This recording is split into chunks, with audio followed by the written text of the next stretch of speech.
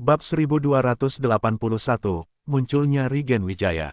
Raja Ibis Tulang jelas mendengar kekhawatiran keduanya.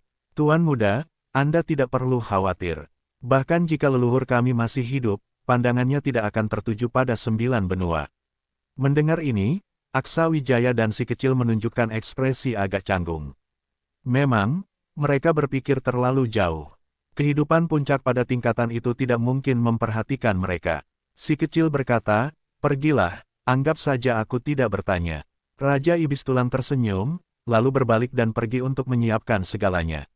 Setelah dia pergi, si kecil melompat ke atas meja, menatap Aksa Wijaya. Benar-benar tak terduga, asal-usul iblis ternyata seperti ini. Aku penasaran, setelah darah kerajaan dari 3 suku bersatu, akan menjadi seperti apa. Kenapa rasanya agak tidak tenang? Aksa Wijaya berkata, "Jika musuh datang, hadapi saja. Karena kamu memiliki keyakinan terhadap ilmu iblis mantra Dewa Iblis dan juga diriku, tak perlu terlalu khawatir. Cobalah saja, mungkin akan ada hasil yang lain." Si kecil mengangguk, "Kamu putuskan saja. Lagi pula, kami semua hanya pembantumu. Jika suatu hari kamu bisa memiliki kemampuan seperti itu, tidak ada lagi yang berani mengganggu 9 benua ini." Aksa Wijaya tersenyum, "Lebih baik aku pikirkan cara mencapai tingkat alam hukum dewa." Sekarang, para kultivator di 9 benua pada tingkat alam keabadian dewa mulai muncul terus-menerus. Tingkat alam jalan hidup dewa sudah menjadi pilar utama di setiap kekuatan. Sedangkan aku masih berkutat di tingkat alam spiritual dewa, meskipun kekuatan bertarungku hebat, sulit untuk menandingi mereka. Para ahli di tingkat alam hukum dewa bahkan bisa dengan mudah menghancurkanku. Untung saja kali ini aku berhasil menembus batas di dalam dunia rahasia Gunung Balekodi. Jika tidak, aku tak akan bisa menghadapi beberapa orang seperti Murdi Tiasa. Seekor elang ungu bertengger di bahunya. "Tuan muda, pertumbuhanmu sudah cukup mengejutkan. Berapa lama kamu berlatih? Mengapa membandingkan dirimu dengan para senior? Mengejar mereka hanyalah masalah waktu. Selama kamu berusaha ke arah itu, aku yakin tidak ada yang tidak bisa kamu capai." Dulu, mereka tidak begitu percaya pada Aksa Wijaya, tetapi seiring pertumbuhannya yang luar biasa, mereka harus mengakui bakat dan fokusnya yang luar biasa. Si kecil tetap tenang, semakin kamu memahami dunia ini, semakin kecil rasanya diri sendiri. Semoga kamu tidak kehilangan semangat bertarung, karena itulah inti dari seorang yang kuat. Aksa Wijaya tersenyum, "Kecil, maka aku akan menjadi lebih kuat, hingga bisa menopang langit ini. Jika ada yang bisa melakukannya, aku pasti juga bisa." Raja Ibis Tulang membutuhkan barang-barang yang tidak biasa digunakan oleh kultivator biasa. Gudang harta spiritual Sekte Langit sangat lengkap karena Aksa Wijaya membawanya dari berbagai tempat warisan, termasuk banyak barang yang digunakan oleh kultivator ilmu hitam. Aksa Wijaya tidak memisahkannya, semua dibawa sekaligus. Beberapa barang ini kualitasnya cukup tinggi, tetapi sayangnya tidak ada yang bisa memanfaatkannya di Sekte Langit. Rahib Sakala bahkan meminta orang untuk memilahnya dan menumpuknya bersama. Raja Ibis Tulang telah berada di sini cukup lama, namun ini pertama kalinya dia masuk ke dalam gudang harta spiritual Sekte Langit. Barang-barang ini mungkin tidak berguna bagi Sekte Langit, tetapi sangat berharga baginya. Semua yang dia butuhkan hampir bisa ditemukan di sini. Beberapa barang lain dapat diganti dengan harta lainnya, semuanya berjalan lancar. Kembali ke gua, dia mulai menyiapkan formasi. Kualitas formasi ini tidak terlalu tinggi, tetapi sangat rumit. Aksa Wijaya berdiri di samping, mengamati dengan seksama, dan bisa melihat beberapa keunikan di dalamnya. Saat formasi selesai, Raja Ibis Tulang langsung menyuntikkan auranya ke dalamnya. Seketika, hawa dingin keluar dari formasi. Raja Ibis Tulang langsung masuk ke dalamnya, wajahnya menunjukkan ekspresi penuh harapan. "Tuan muda, tolong berikan darah itu padaku. Aku yakin, tak lama lagi, Sekte Langit akan memiliki kultivator di tingkat alam keabadian dewa." Dia tampak sangat percaya diri, dan Aksa Wijaya pun sangat menantikannya. Memiliki seorang ahli di tingkat alam keabadian dewa tentu akan memberikan pengaruh besar ke dunia luar. Aksa Wijaya tersenyum, "Aku akan menunggu." Sebuah tungku obat seukuran telapak tangan muncul di tangannya, lalu melayang ke tanah dan membesar. Aura harta spiritual yang sangat kuat menyebar seketika, dan Raja Ibis Tulang menghela napas, "Harta abadi. Tuan muda, pada tingkat ini kamu sudah memiliki benda seperti ini. Banyak tokoh besar menghabiskan seluruh hidup dan kekayaannya, namun tidak berhasil. Kamu benar-benar memiliki keberuntungan yang luar biasa, sangat mengagumkan. Cukup, jangan menjilat. Setelah itu, Aksa Wijaya langsung mengaktifkan tungku abadi semesta. Tutup tungku terbuka, dan api sejati menopang cairan darah emas, menekan sifat ilahinya. Merasa aura darah itu, muncul pola emas di wajah Raja Iblis Tulang yang terhubung dengan auranya. Aksa Wijaya tidak berlama-lama, dia langsung melepaskan darah itu dengan kekuatan petir dan memasukkannya ke dalam formasi milik Raja Iblis Tulang. Setelah itu, dia menyimpan kembali tungkunya, lalu membawa si kecil dan yang lainnya meninggalkan gua. Apa yang akan dilakukan Raja Iblis Tulang selanjutnya bukanlah urusannya lagi. Kini, saatnya dia bergerak, pergi ke wilayah Nusantara untuk melihat apa yang terjadi di sana. Kemunculan pohon Dewa Penopang Langit memang di luar dugaannya, tetapi karena sudah muncul, dia harus mencoba membawanya kembali ke Gunung Seribu Awan. Namun, dia tetap harus melihat situasinya terlebih dahulu sebelum mengambil keputusan. Untungnya, saat ini, si kecil dan yang lainnya sudah bisa beraksi di luar, Rahib Sakala juga bisa memberikan dukungan kapan saja, jadi dia tak perlu terlalu banyak khawatir. Yang benar-benar merepotkan hanyalah para ahli dari tingkatan alam keabadian dewa yang tak dikenal, yang harus dia waspadai. Setelah meninggalkan kediaman Raja Iblis Tulang, Aksa Wijaya berjalan di sepanjang jalan pegunungan menuju kompleks bangunan di sisi belakang gunung. Namun, belum jauh berjalan, tiba-tiba dia melihat sosok kurus jatuh dari pohon di pinggir jalan, tersandung dan terjatuh ke tanah. Itu adalah seorang kakek tua kecil, tubuhnya kurus kering, kekuatan spiritualnya sangat lemah, tetapi matanya tetap tajam. Meskipun dia tidak merasakan tingkatan kekuatannya, Aksa Wijaya merasa merinding, orang ini jelas bukan dari Sekte Langit. Gendis tiba-tiba berkata, "Tuan, hati-hati." Namun, bahkan sebelum suaranya selesai, Aksa Wijaya sudah merasakan ruang di sekitarnya seolah-olah berputar, dan di detik berikutnya, pemandangan di sekitarnya sudah berubah, dia tidak lagi berada di Gunung Seribu Awan. Gendis bahkan belum sempat mengaktifkan formasi, Aksa Wijaya sudah terbawa pergi. Aksa Wijaya berdiri di tempat tanpa bergerak karena dia merasakan bahwa ada suatu aura dalam darahnya yang selaras dengan aura orang itu, tampaknya berasal dari sumber yang sama. Kakek kecil itu memandangnya dengan penuh rasa ingin tahu tanpa maksud permusuhan, malah dengan sedikit tatapan yang penuh kasih. Si kecil dan yang lain segera muncul, melindungi Aksa Wijaya di depannya, mereka juga merasakan kekuatan mengerikan dari kakek kecil itu. Merasa kehadiran si kecil dan yang lain, mata kakek kecil itu pun berbinar. Menarik, Aksa Wijaya menenangkan dirinya dan memberi hormat, junior Aksa Wijaya, memberi salam kepada leluhur. Perasaan yang sejiwa itu berasal dari kekuatan darah, dan kekuatan ini tidak mungkin palsu. Aksa Wijaya pernah mengunjungi tanah suci klan kuno Wijaya dan membangkitkan darahnya di sana, memberinya peningkatan besar, sehingga dia dapat merasakannya dengan sangat jelas kali ini. Namun sebelum Aksa Wijaya bisa banyak bicara, aura kakek kecil itu tiba-tiba menjadi kacau, wajahnya berubah sangat pucat, seolah-olah mengalami luka serius. Tanpa terkejut, dia segera mengambil pil dan menyalurkan kekuatan spiritualnya untuk menenangkan auranya, namun tubuhnya tampak semakin tua. Melihat perubahan ini, Aksa Wijaya terkejut sesaat sebelum berkata, "Senior, apakah pil yang Anda konsumsi adalah pil perpanjangan kehidupan utara? Pil ini memang efektif untuk sekali pakai, tetapi tidak memperpanjang hidup selamanya dan memiliki efek samping besar. Penggunaan berlebihan hanya akan memperburuk luka." Kakek kecil itu melihat Aksa Wijaya dengan heran. Ternyata rumor itu benar, bukan hanya memiliki kekuatan tempur tinggi, tetapi juga ahli dalam bidang alkimia. Tidak kusangka bahwa klan kuno Wijaya pada masa ini dapat melahirkan seorang pemuda seperti kamu, ini benar-benar keberuntungan bagi klan kuno Wijaya kita. Kalimat sederhana itu sudah mengungkapkan identitasnya sebagai ahli misterius dari klan kuno Wijaya, meskipun Aksa Wijaya tidak mengenalnya. Senior membawa junior ke sini, untuk keperluan apa? Mengapa tidak datang ke Sekte Langit untuk berbincang, agar saya bisa menjadi tuan rumah, menyajikan anggur dan hidangan untuk menikmati waktu bersama senior. Kakek kecil itu tersenyum lebar, tidak terpengaruh oleh luka-lukanya, jelas dia sudah memahami kondisinya dengan baik. Aksa Wijaya, aku datang khusus untukmu. Barisan pertahanan Sekte Langit cukup kuat, butuh usaha keras untuk menyusup tanpa ketahuan. Kamu harus benar-benar bekerja sama, jangan sampai menyakiti perasaan orang tua ini. Aksa Wijaya berkata, "Senior, katakan saja langsung, jika junior bisa membantu, pasti akan berusaha semaksimal mungkin." Kakek kecil itu tertawa, "Aku tidak punya banyak kata-kata. Aku datang untuk satu alasan, yaitu agar kamu mengakui Tuan dan kembali ke keluarga besar, masuk ke Tanah Suci. Di sana, kamu bisa mendapatkan semua yang bisa diberikan oleh klan kuno Wijaya.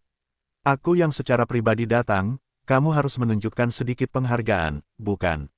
Aksa Wijaya tidak menyangka bahwa kakek kecil itu mencarinya untuk tujuan ini. Namun, dari tatapannya, dia tidak merasakan permusuhan, malah seolah-olah ini semua memang sudah sewajarnya. Junior belum tahu siapa senior. Saya sudah pernah ke Tanah Suci klan kuno Wijaya, dan sudah menyelesaikan kebangkitan darah di sana. Status saya sebagai anggota klan kuno Wijaya juga bukan rahasia, tidak perlu harus tinggal di Tanah Suci. Senior harus memberikan alasan yang baik, bukan?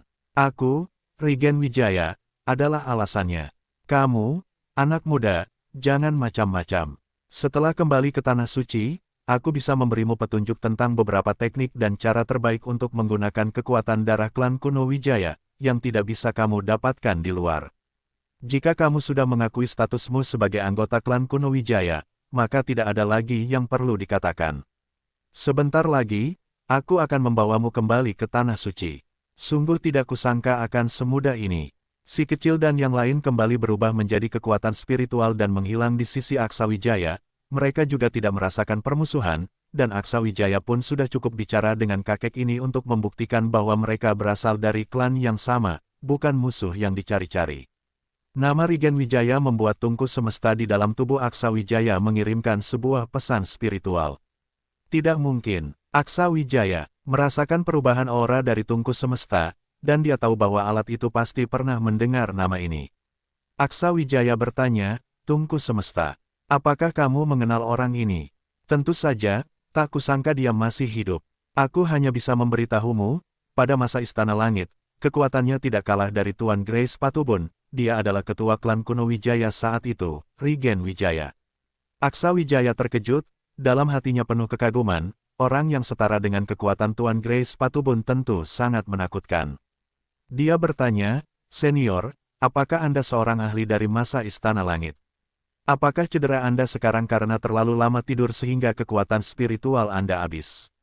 Mendengar hal itu, Regen Wijaya bangkit, tersenyum ringan, "Pengamatan yang tajam, kau bahkan bisa langsung melihat masalahku. Sayangnya, aku telah mencari beberapa ahli alkimia namun tak ada yang mampu menyelesaikan masalahku."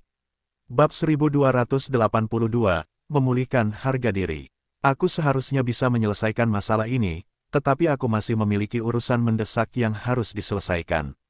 Setelah urusanku selesai, aku bersedia kembali ke Tanah Suci untuk membantu menyembuhkan cedera Anda, kata Aksa Wijaya dengan tegas.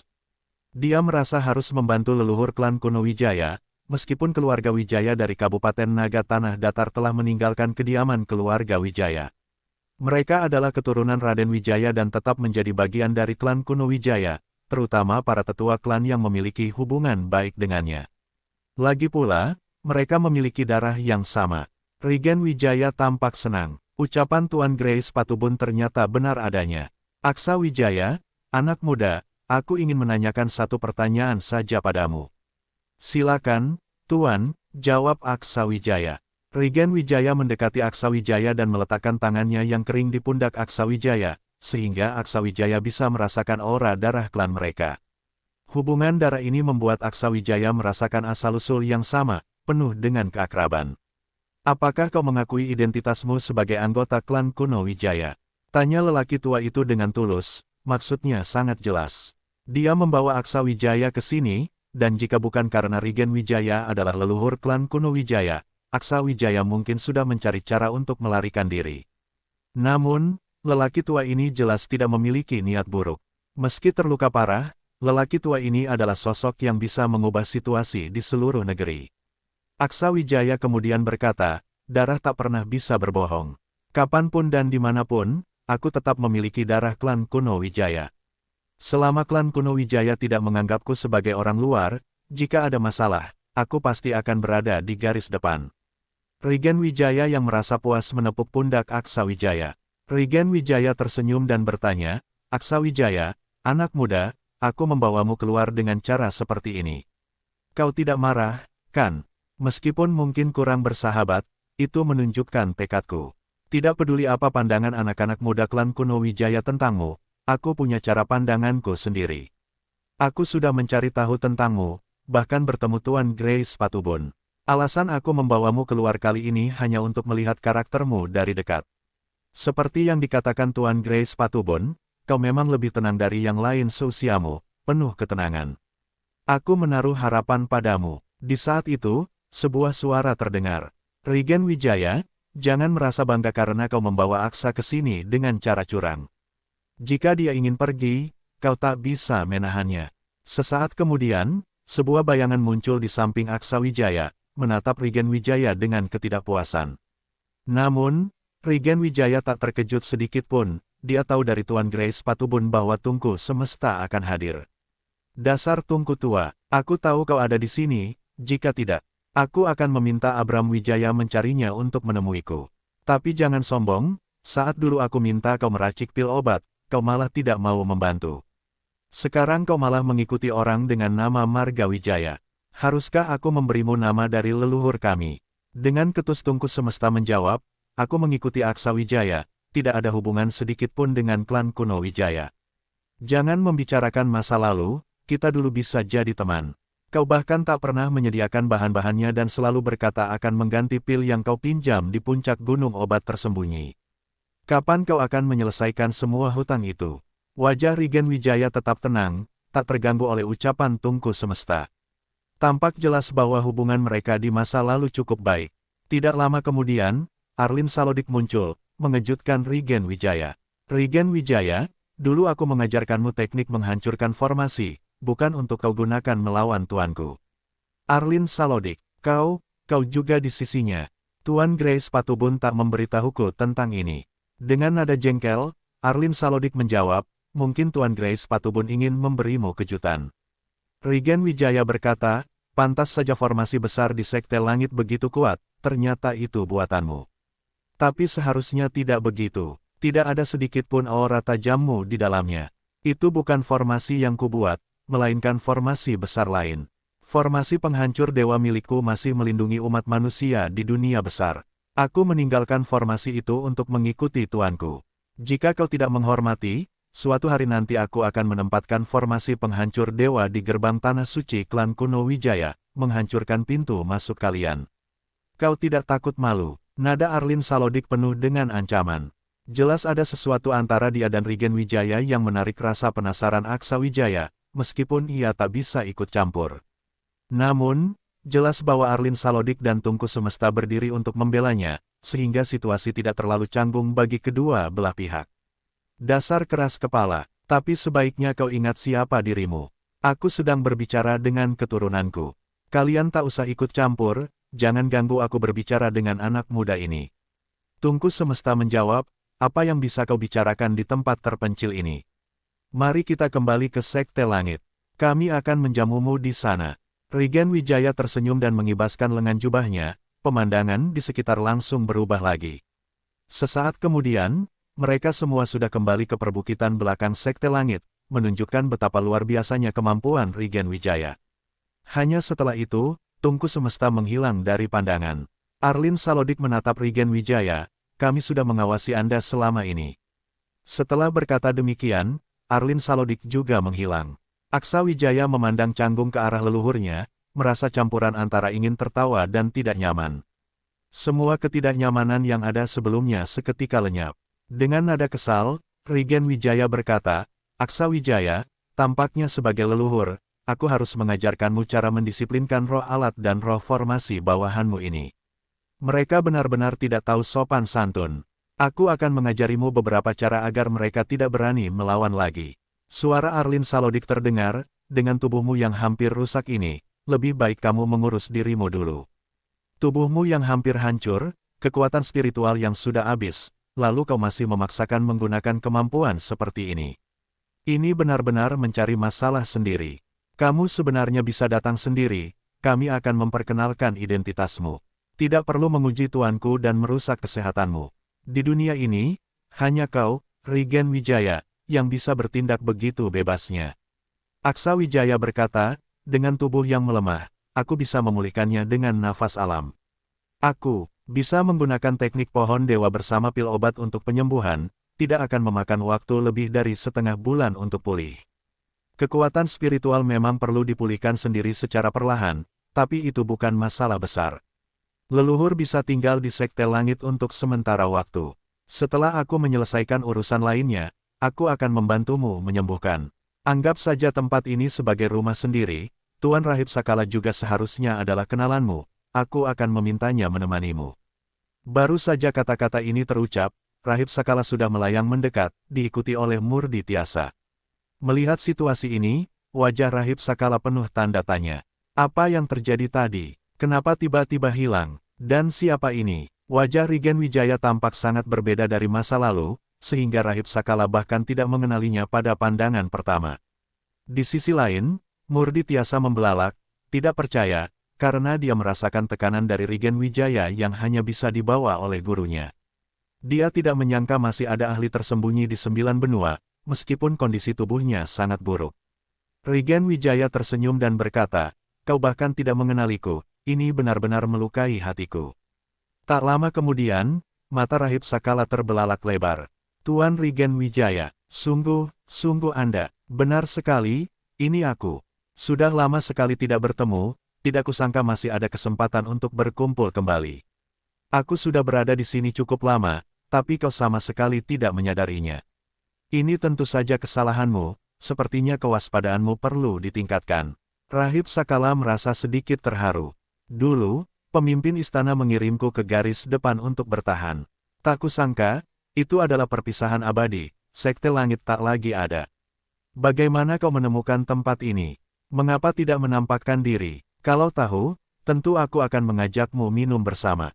Aksa Wijaya tertawa, sekarang juga belum terlambat.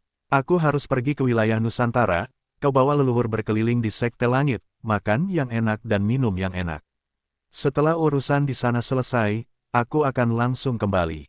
Mendengar ini, Regen Wijaya tersenyum. Aksa Wijaya, ku dengar dari Tuan Grace Patubun bahwa kau memiliki nafas alam. Apa kau mendapatkannya dari pohon dewa? Aksa Wijaya mengangguk, tentu saja, kalau tidak, bagaimana aku bisa mempelajari teknik pohon dewa? Regen Wijaya pun tersadar, mengingat kata-kata Aksa Wijaya sebelumnya. Teknik pohon dewa, bukankah itu adalah ilmu yang abadi dan tak terkalahkan? Aksa Wijaya berpikir sejenak, lalu berkata, secara teori memang begitu, tapi kenyataannya tidak sekuat itu. Jika tidak, pohon dewa tidak akan beberapa kali dipaksa untuk bersembunyi, hanya menyisakan cabang untuk memulai kembali kultivasinya. Regen Wijaya melanjutkan, aku tahu tujuanmu kali ini. Kondisi pohon dewa saat ini tidak ada yang tahu. Jika kekuatannya belum pulih, kita bisa membawanya ke tanah suci klan kuno Wijaya. Di sana, kami bisa melindunginya agar tidak jatuh ke tangan yang bermaksud jahat. Selain itu, tanah suci klan kuno Wijaya memiliki kualitas yang sangat tinggi, tempat yang sempurna untuk berkultivasi. Menanam akarnya di tanah suci klan kuno Wijaya akan sangat bermanfaat bagi pohon dewa maupun klan kita. Jadi, apakah kau bisa membantu meyakinkannya untuk tinggal di sana? Aku, Regen Wijaya, berjanji akan memperlakukannya sebagai tamu kehormatan. Aksa Wijaya tersenyum, leluhur, jangan paksa aku. Keputusan Tuan Pohon Dewa bukanlah sesuatu yang bisa aku tentukan. Aku kali ini hanya ingin melihat-lihat dan menambah pengalaman. Walaupun Regen Wijaya masih memiliki banyak pertanyaan, ia hanya bisa membiarkan Aksa Wijaya pergi dan menunggunya kembali setelah semuanya selesai untuk memeriksa kesehatannya. Soal Pohon Dewa, ia hanya berkata, begitu saja, jika Aksa Wijaya bisa membantu, itu keberuntungan. Jika tidak, hal itu sudah diduga sebelumnya. Sekte Langit kini sudah mulai terbentuk, ditambah lagi banyak ahli di sana. Menjadi kekuatan besar hanya masalah waktu. Jika Pohon Dewa tinggal di sini, tidak lebih dari 10 tahun, Sekte Langit pasti akan menjadi salah satu kekuatan teratas. Aksa Wijaya tidak mungkin kembali ke Tanah Suci untuk berkultivasi dengan tenang, jelas akan mengabdikan dirinya di sini. Pilihan itu memang tepat, kalau dirinya, ia akan melakukan hal yang sama.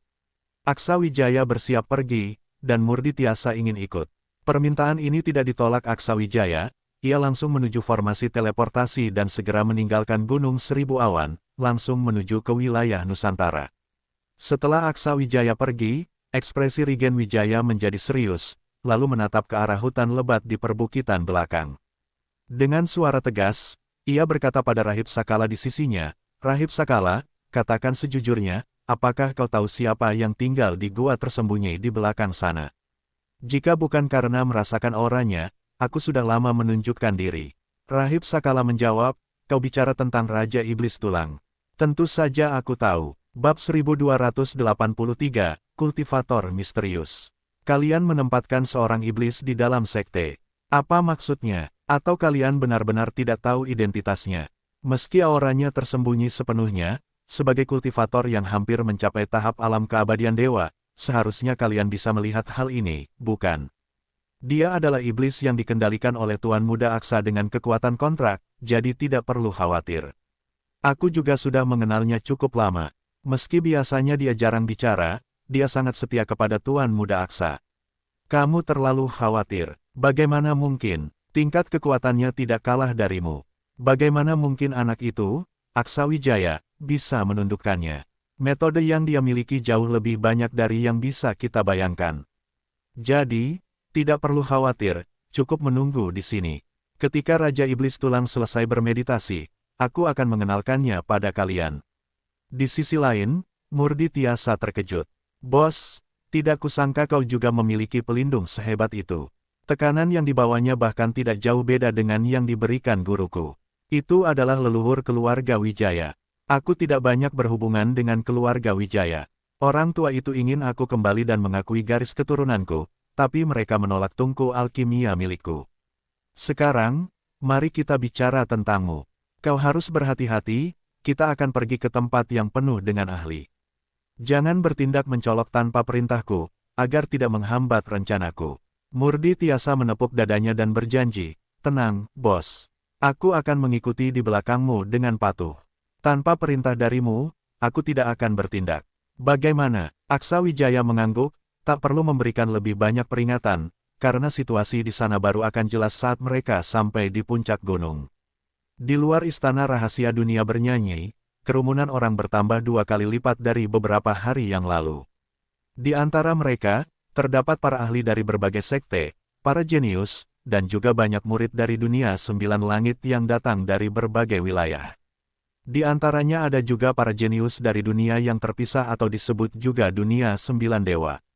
Para murid dari dunia 9 langit berkumpul bersama, jelas merasakan tekanan tak terlihat yang disebabkan oleh begitu banyaknya ahli di tempat itu. Itu adalah pohon dewa penyangga langit. Pohon terkuat yang legendaris, abadi dan tidak mati, salah satu fondasi utama 9 benua. Tak kusangka kita seberuntung ini bisa menyaksikannya kembali. Energi kehidupannya sungguh luar biasa. Tak heran begitu banyak ahli datang. Mendapatkannya seperti memiliki harta abadi yang tak ternilai. Jika kita bisa mendapatkannya, itu akan luar biasa. Tapi, dengan banyaknya ahli di sini, mungkin kita tidak akan bisa berbuat banyak, bahkan jika ada tuanku atau pangeran-pangeran lain dari keluarga besar sekalipun. Tapi tetap saja, kesempatan sekecil apapun tak boleh disia-siakan. Sekte kita mengirim kita ke 9 benua untuk tumbuh dan berkembang. Ini kesempatan langka, kita harus lihat situasi dulu dan pikirkan rencana. Semua mengangguk setuju. Beberapa pemimpin kelompok berkumpul, semuanya memiliki kekuatan tinggi, sebagian besar berada di tingkat alam spiritual dewa, kekuatan mereka jauh di atas para jenius dari 9 benua. Mereka berdiri bersama, menatap penuh semangat pada pohon besar yang mulai muncul di kejauhan. Benda sehebat ini, jika jatuh ke tangan kekuatan 9 benua, akan sia-sia, bukan? Yang lain menjawab, "Aku sepaham, tapi situasinya sudah begini. Orang-orang tua kita masih di dunia 9 langit. Berhadapan dengan begitu banyak kekuatan dari 9 benua hanya dengan kita, tidak ada harapan menang." Malam itu, mereka berkumpul di sekitar api unggun. Anak buah mereka pun mendekat, menyumbang ide. Seorang pemuda berkata, "Kakak, dulu aku membaca sebuah buku kuno, yang membahas pohon dewa penyangga langit. Meski hanya sebuah pohon, caranya berpikir dan bertindak lebih mirip manusia. Dia suka berteman, mengambil murid, dan tidak suka menyia-nyiakan waktu untuk memberi petunjuk. Dulu, ada yang menyebutnya pohon kehidupan. Karena pohon ini punya karakter seperti itu, mungkinkah kita bisa memanfaatkan aspek ini? Pemimpin muda itu langsung menjawab, kalau kau punya ide, katakan saja, jangan buang waktu. Pemuda itu tersenyum, di antara para pemuda yang dibawa sekte-sekte ini, ada banyak yang memiliki bakat tinggi. Meski mereka kebanyakan datang untuk menambah pengalaman, beberapa di antaranya sudah mencapai tingkat 7 alam spiritual dewa. Jika kita bisa menekan mereka, kemampuan kita mungkin lebih menonjol. Pohon dewa mungkin ingin mencari murid baru. Jika kita terpilih, kita bisa mendapat banyak manfaat dari berada di dekatnya, meski tak bisa membawanya pulang. Saya bagaimana menekan mereka? Seseorang bertanya. Pemuda itu tersenyum, tentu saja, dengan kekuatan. Bagaimana mungkin mereka tandingan kalian semua? Kita hanya perlu menunggu saat yang tepat. Kau sudah punya rencana, bukan? Tentu saja, serahkan ini padaku, aku pasti akan melakukannya dengan baik. Pemuda di depan itu bertanya, butuh apa saja dariku? Langsung katakan. Jika berhasil, kau akan diperlakukan setara dengan kami, dibantu dalam kultivasimu. Mata pemuda itu berkilauan penuh kegembiraan. Terima kasih, kakak, aku akan melakukan yang terbaik.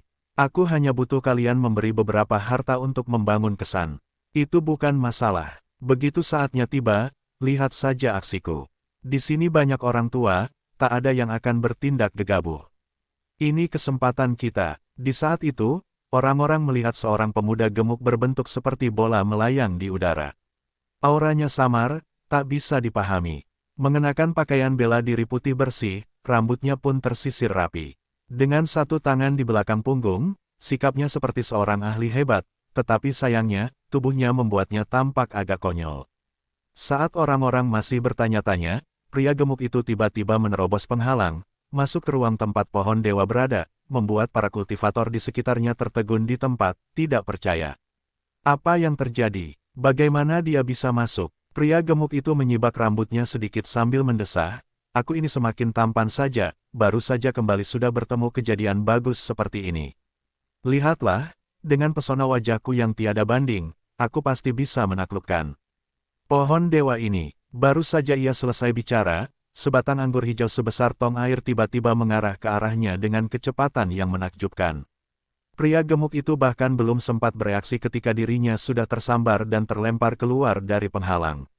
Entah terlempar seberapa jauh, akhirnya ia berhasil menstabilkan diri. Para kultivator di bawah hanya bisa melongo.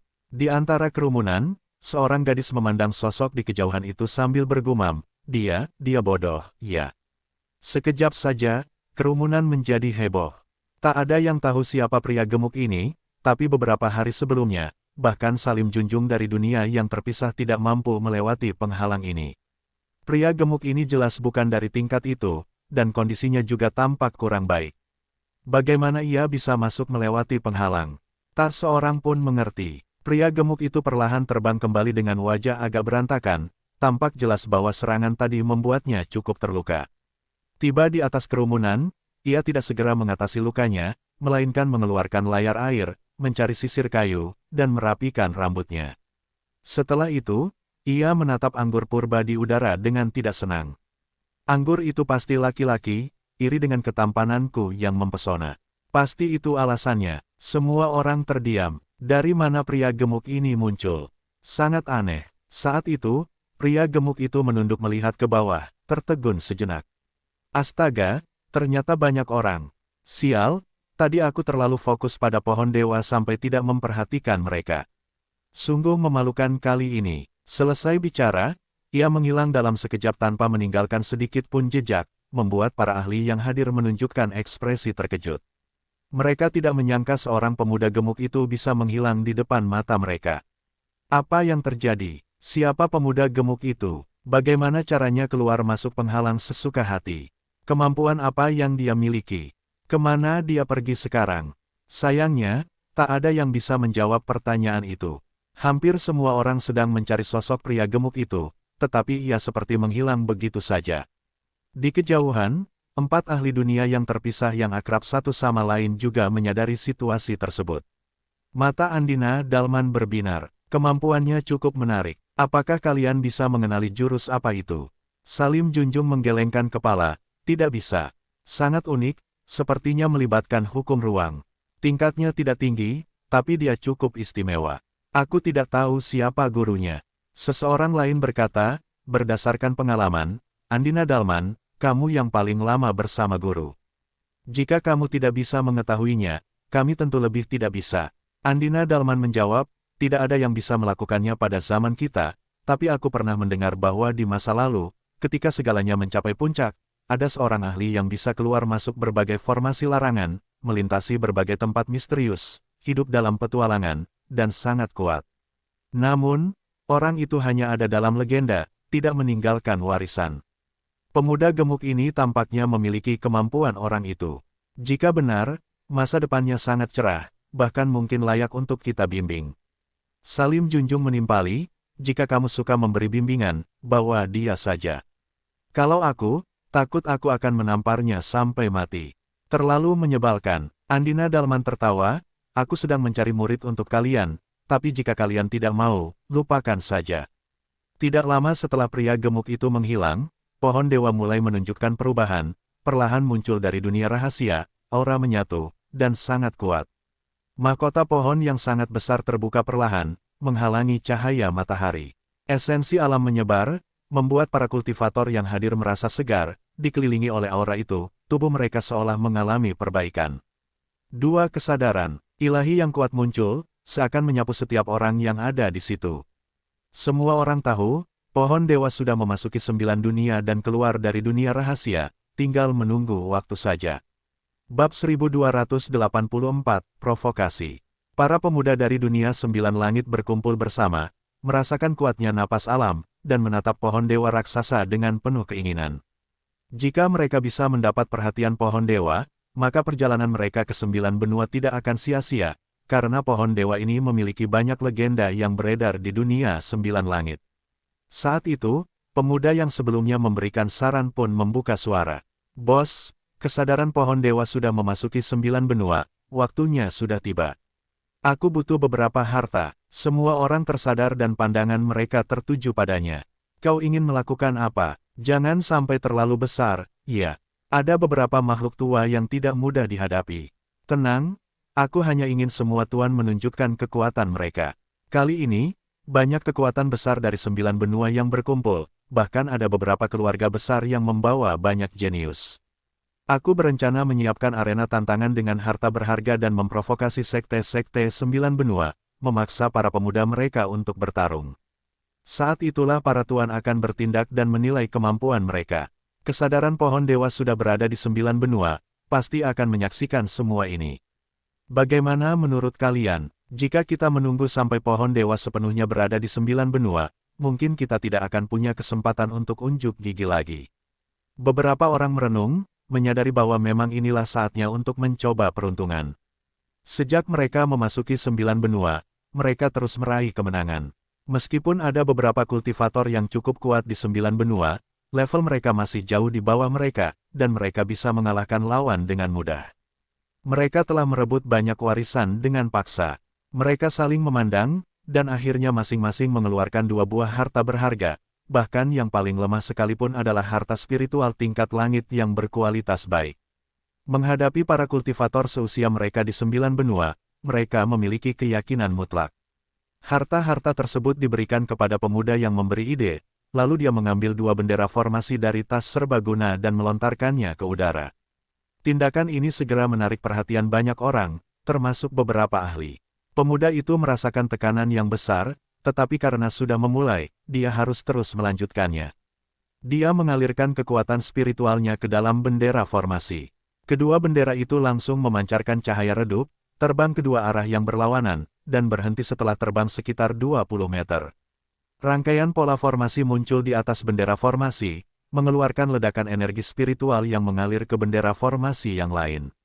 Kedua bendera itu kemudian tersambung, membentuk platform dari energi spiritual di udara.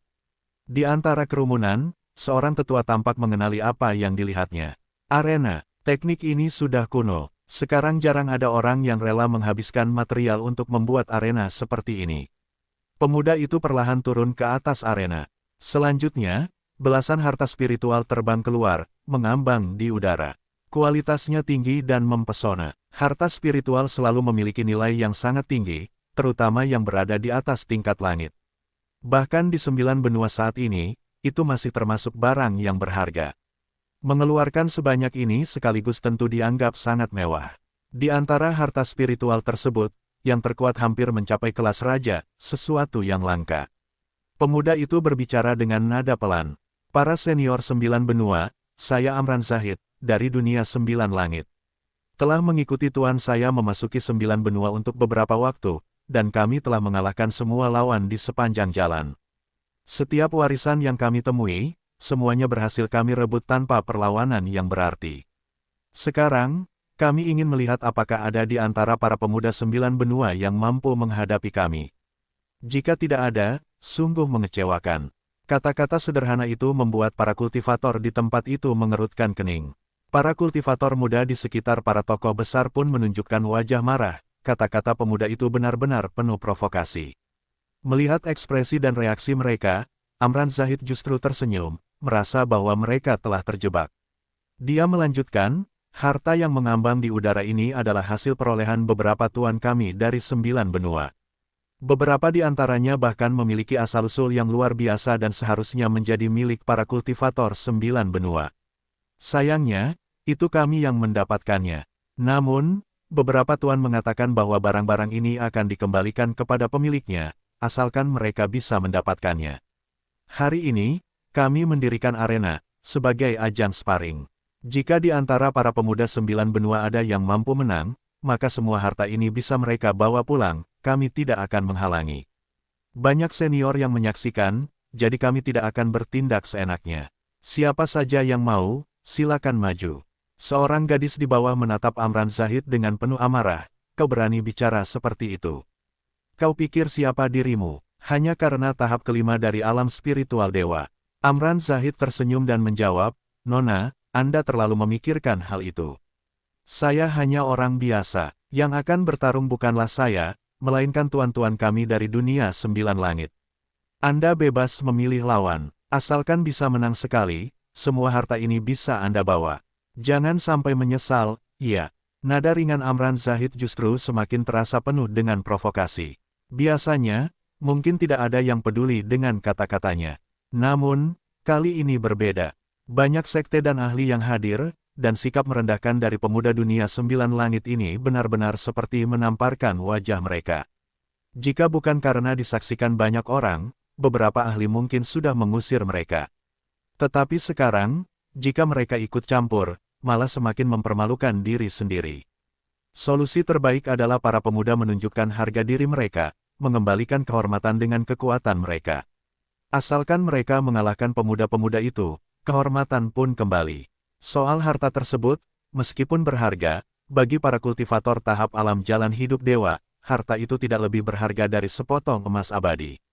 Saat itu, 4 sosok muncul dari kejauhan, yakni keempat orang dari kelompok Salim Junjung. Kemunculan mereka membuat para kultivator di dunia 9 langit tertegun sejenak, kemudian mata mereka terbelalak. Karena aura yang samar-samar mereka keluarkan, aura yang sering mereka rasakan ketika berada di dunia 9 langit. Mereka yakin bahwa keempat orang ini, bahkan jika ditempatkan di dunia 9 langit, pasti akan menjadi ahli yang hebat, seorang kultivator tingkat alam keabadian dewa. Menghadapi ahli tingkat tahap alam jalan hidup dewa, mereka masih bisa menakuti mereka dengan identitas mereka, tetapi menghadapi kultivator tingkat alam keabadian dewa, mereka harus merasa agak ragu. Namun, Andina Dalman tersenyum penuh, sama sekali tidak peduli dengan kata-kata provokasi. Anak-anak muda dari dunia 9 langit ternyata benar-benar seperti yang dikabarkan, sangat sombong. Tapi kekuatanlah yang berkuasa. Memang, ada beberapa orang di antara kalian yang memiliki kekuatan dan bakat yang cukup baik, tetapi menurut saya, para pemuda 9 benua juga tidak buruk. Karena arena telah disiapkan, dan kalian sudah menjelaskannya dengan jelas, maka tidak pantas bagi 9 benua untuk tidak memberikan hadiah. Lalu, dia mengeluarkan sebuah lonceng emas dari tangannya. Lonceng itu memancarkan aura yang kuat, seperti seorang ahli yang bersembunyi di dalamnya. Seseorang berseru, harta spiritual tingkat kaisar. Andina Dalman melanjutkan, jika ada yang bisa mengalahkan beberapa anak di dunia 9 langit, lonceng ini akan diberikan kepadanya. Semangat, ya, begitu kata-katanya diucapkan, terjadi kehebohan. Harta spiritual tingkat kaisar adalah sesuatu yang melampaui tingkat raja, hanya sedikit di bawah tingkat kaisar. Bahkan di mata kultivator tingkat tahap alam jalan hidup dewa, benda itu adalah harta yang tak ternilai. Harta pada tingkatan ini, setiap kali naik satu tingkat, sebanding dengan mendaki ke surga, dan hanya sedikit yang bisa membuatnya. Sederhana saja harapan Andina Dalman, yaitu agar seseorang mau maju, meskipun tidak menang, setidaknya menunjukkan keberanian. Mereka adalah orang-orang dari zaman Istana Langit, dan mereka tidak punya kesan baik terhadap dunia 9 langit. Setelah berkata demikian, mereka kembali ke area formasi terlarang dan menghilang. Pada saat itu, seorang pemuda berbaju putih naik ke udara dari kerumunan di bawah. Saya yang maju. Dia telah mencapai tahap ke-6 dari alam spiritual dewa, benar-benar dianggap sebagai jenius super di kalangan pemuda 9 benua. Jarang ada orang yang bisa mencapai tingkat ini di usianya. Dia langsung terbang ke atas arena, memandang para pemuda dari dunia 9 langit di kejauhan dengan ekspresi serius. Orang-orang di antara mereka yang terlemah saja sudah mencapai tingkat ke-8 dari alam spiritual dewa. Perbedaan antara dua tingkat kecil dalam alam spiritual dewa sangatlah besar. Dia tahu bahwa hampir tidak ada peluang baginya untuk menang, tetapi dia berdiri di sana untuk menunjukkan keberaniannya di hadapan para ahli, bahwa 9 benua tidak akan gentar. Amran Zahid berkata, "Bagus, para senior sudah melihatmu, kamu bisa memilih sesukamu, tidak ada aturan, para jenius dari dunia 9 langit tidak akan melukaimu, kami pasti akan menahan diri." Pemuda berbaju putih itu mengernyitkan alisnya, lalu langsung menunjuk pemimpin Amran Zahid dan berkata dengan tenang, "Saya ingin menantangmu." Pemimpin Amran Zahid mengangkat alisnya, sedikit tidak mengerti. Dia adalah ahli alam spiritual dewa tingkat 9, salah satu yang terbaik di antara mereka. Mereka semua tidak menyembunyikan aura mereka, jadi seharusnya lawannya sudah tahu. Dia langsung terbang ke arena dan berdiri dengan tenang. Dia memandang pemuda berbaju putih di depannya dan bertanya, "Kamu tahu kamu bukan tandinganku, mengapa memilihku?" Namun, pemuda itu tersenyum dan berkata, "Apa bedanya memilih siapa? Meski saya bukan tandingan kalian, jadi kenapa? 9 benua bukan tempat bagi kalian para kultivator dari dunia 9 langit untuk bertingkah. Tidak akan lebih dari 20 tahun, siapa yang lebih kuat masih belum tentu." Setelah berkata demikian, tubuh pemuda itu mengeluarkan aura hijau, dan pakaian serta rambutnya berayun tanpa angin. 9 benua baru saja mulai pulih, dan kalian semua kembali untuk merebut warisan, meremehkan kami karena waktu kultivasi kami kurang. Tapi hari ini, meskipun saya bukan tandinganmu, saya akan memastikan kamu tidak lolos begitu saja. Ayo coba jurus pamungkas 9 benua, teknik angin hijau. Dia mengulurkan tangan ke depan, muncul kipas lipat di tangannya. Kipas itu terbuka, energi hijau langsung menyebar ke ruang kosong, dan angin kencang melanda arena, membuat sosok pemuda berbaju putih itu menghilang di dalamnya. Angin dahsyat menyapu arena, namun pemuda dari dunia 9 langit itu tetap berdiri di tempat, tanpa rasa gugup. Kekuatan spiritualnya menyelimuti tubuhnya, seolah-olah tengah menyusun strategi. Sosok pemuda berbaju putih itu bergerak cepat di dalam angin, dan dengan teriakan pelan, bilah-bilah tajam dari angin terbentuk, menyerang lawannya dari segala arah. Klang, klang, klang, di sekeliling lawannya muncul kilatan api yang beruntun, serangan-serangan itu tertahan semuanya. Energi kuat melindungi lawannya sepenuhnya, dengan ekspresi sedikit meremehkan, membiarkan angin mengamuk. Berbeda 3 tingkat kecil saja, hanya segini saja kemampuannya. Ini yang kalian sebut sebagai jurus pamungkas 9 benua. Bab 1285, Bajingan. Pemuda dari dunia 9 langit memiliki energi ki baja yang sangat kuat, memancarkan cahaya yang melindunginya dari serangan. Angin kencang yang membentuk bilah angin sama sekali tidak bisa menembus pertahanannya. Pemuda berbaju putih itu tahu bahwa dia bukan tandingan, tetapi tidak menyangka perbedaannya akan sebesar ini. Meskipun demikian, dia jelas tidak ingin menyerah dengan mudah. Bahkan jika perbedaan kekuatannya sangat besar, menyerah hanya akan menghambat kemajuannya di masa depan. Di tanah, para sesepuhnya tampak penuh kekhawatiran, jelas tak menyangka jarak kekuatan mereka begitu besar. Namun, meskipun situasinya sulit, pemuda berbaju putih tetap berfokus penuh, menggunakan segala kemampuannya, berharap situasinya tidak terus-menerus tersudut. Angin kencang berwarna hijau terus berubah bentuk. Sayangnya, perbedaan tingkat kekuatan yang begitu nyata, ditambah lagi dengan keterbatasan metode yang dimilikinya, membuat pemuda dari dunia bawah dengan mudah menangkis semua serangan. Dalam sekejap, puluhan jurus telah berlalu. Tiba-tiba, dia bergerak, mengeluarkan energi Ki Baja yang meledak dan membentuk kepala harimau besar. Diiringi dengan raungan harimau yang menggema, angin hijau tersebut langsung buyar. Suara gemuruh yang keras membuat orang-orang di bawah merasa tidak nyaman. Pemuda berbaju putih itu seketika muncul di atas arena, terguncang dan hampir jatuh. Wajahnya sedikit pucat, dia mengusap darah di sudut bibirnya dengan lengan bajunya, tampak cukup berantakan. Pemuda dari dunia 9 langit berkata, "Kau lebih baik menyerah saja. Kau bukan tandinganku." Pemuda berbaju putih itu menatapnya dan berkata, 10 tahun lagi aku akan mencarimu, dan saat itu kau tidak akan menjadi lawanku." Saat itu, sebuah kepala bulat gemuk tiba-tiba muncul di langit, setengah tubuhnya bersembunyi di balik awan, sosok misterius yang sama seperti sebelumnya. Dia menatap pemuda berbaju putih itu dan berkata langsung, "Kau ini tidak tahu cara berpikir, ya? Seranganmu yang tersebar begitu saja mana bisa menembus Ki Baja miliknya. Jika kau menyerang satu titik saja, meski Ki Bajanya kuat, dia tidak akan semudah itu menahan seranganmu." Memalukan sekali. Pemuda berbaju putih itu tertegun sesaat, lalu mengernyit dan berkata, "Kalau kau banyak bicara, kenapa kau tidak naik ke sini dan mengharumkan nama kami?" Pria gemuk itu mengusap wajahnya dan berkata, "Tidak bisa. Kalau wajah tampanku ini terluka, bukankah memalukan? Aku juga tidak ingin menggertak mereka. Lagi pula, barang-barang itu cukup bagus, nanti setelah kalian semua tidak bisa mengalahkan mereka, barulah aku akan bertindak." Setelah mengatakan itu, pria gemuk itu kembali menghilang ke balik awan, lenyap begitu saja. Siapa yang menyangka bahwa pria ini akan bersikap licik seperti itu? Namun, kemampuannya menembus ruang kosong memang menakjubkan, sulit untuk dipercaya. Segera, jenius kedua dari dunia 9 benua muncul di arena. Tingkat kekuatannya sedikit lebih tinggi dari pemuda berbaju putih tadi, dan dia memilih seorang pemuda dari dunia 9 langit yang berada di alam spiritual dewa. Kedelapan, pertarungan kali ini sedikit lebih seimbang, tetapi masih sulit untuk mendapatkan peluang yang baik. Dalam kurang dari 100 jurus, dia sudah terpaksa mundur. Pemuda ketiga yang menantang segera tampil, tetapi hasilnya hampir sama. Tidak ada yang benar-benar mengejutkan. Namun, para pemuda dunia 9 benua ini memiliki bakat yang luar biasa.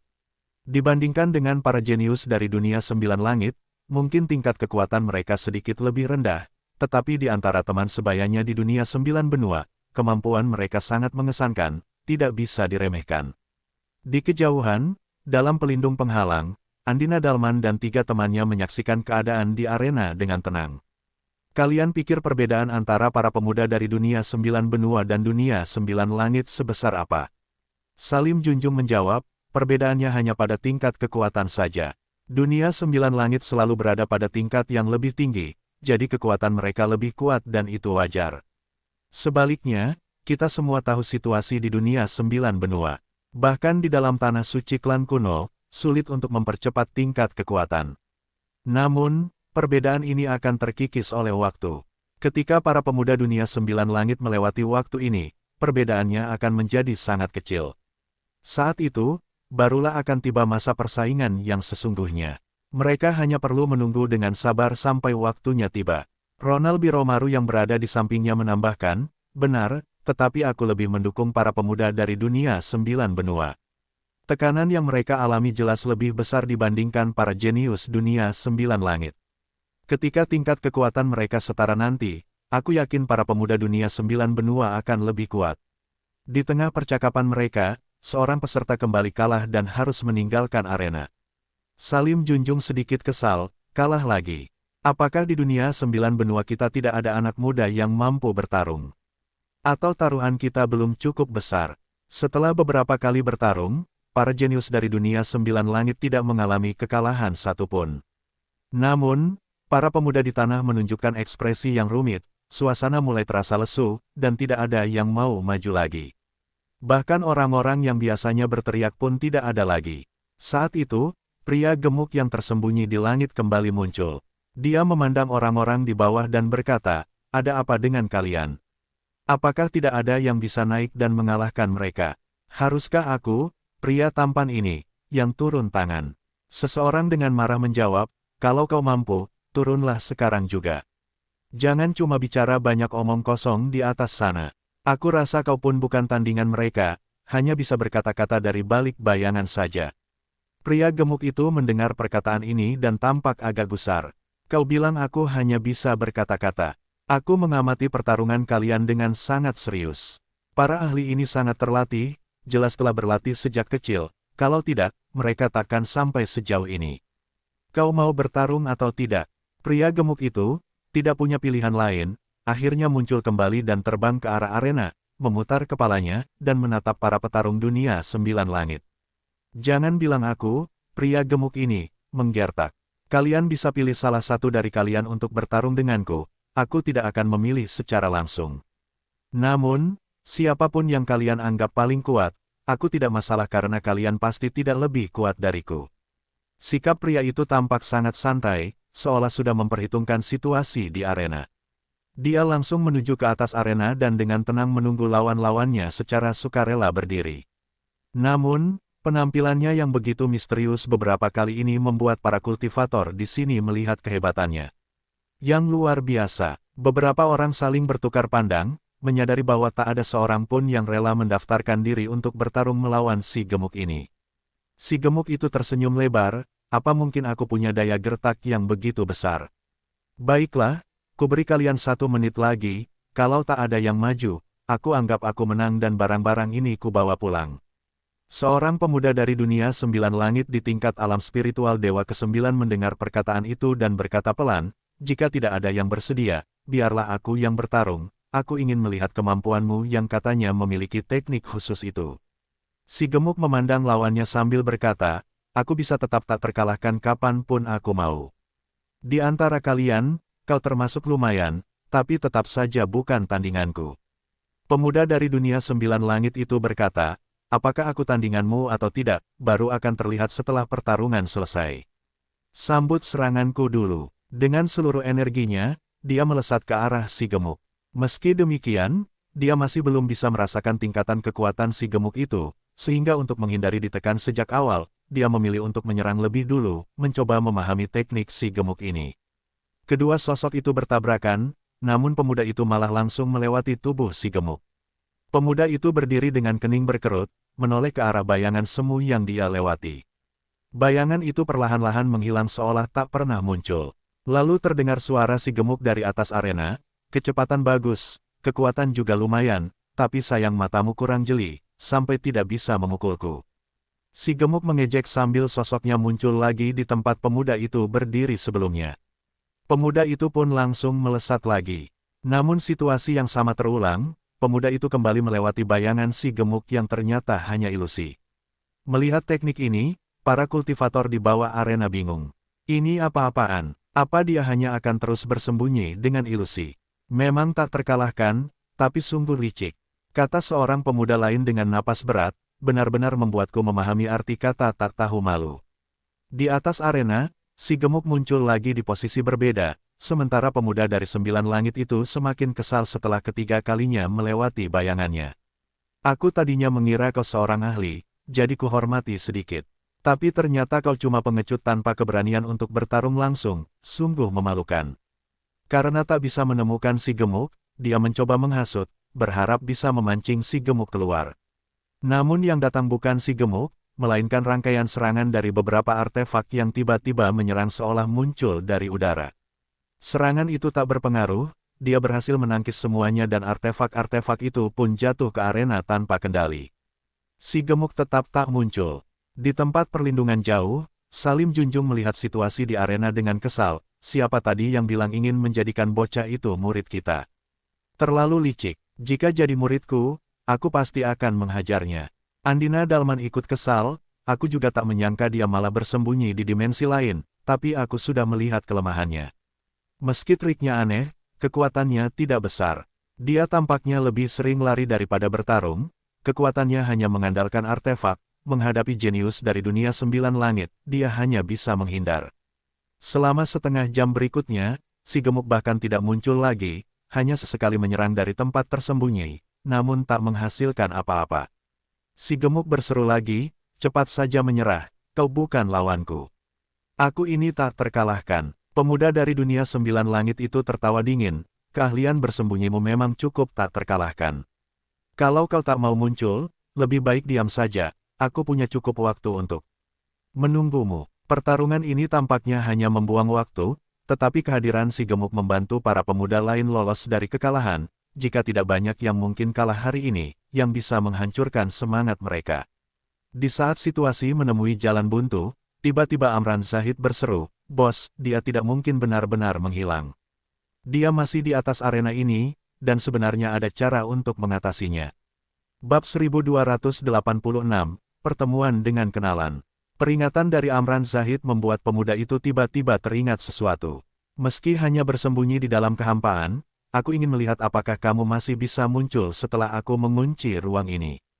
Selesai berbicara, sebuah bendera formasi muncul di tangannya, langsung melayang ke tengah arena dan diaktifkan dalam sekejap.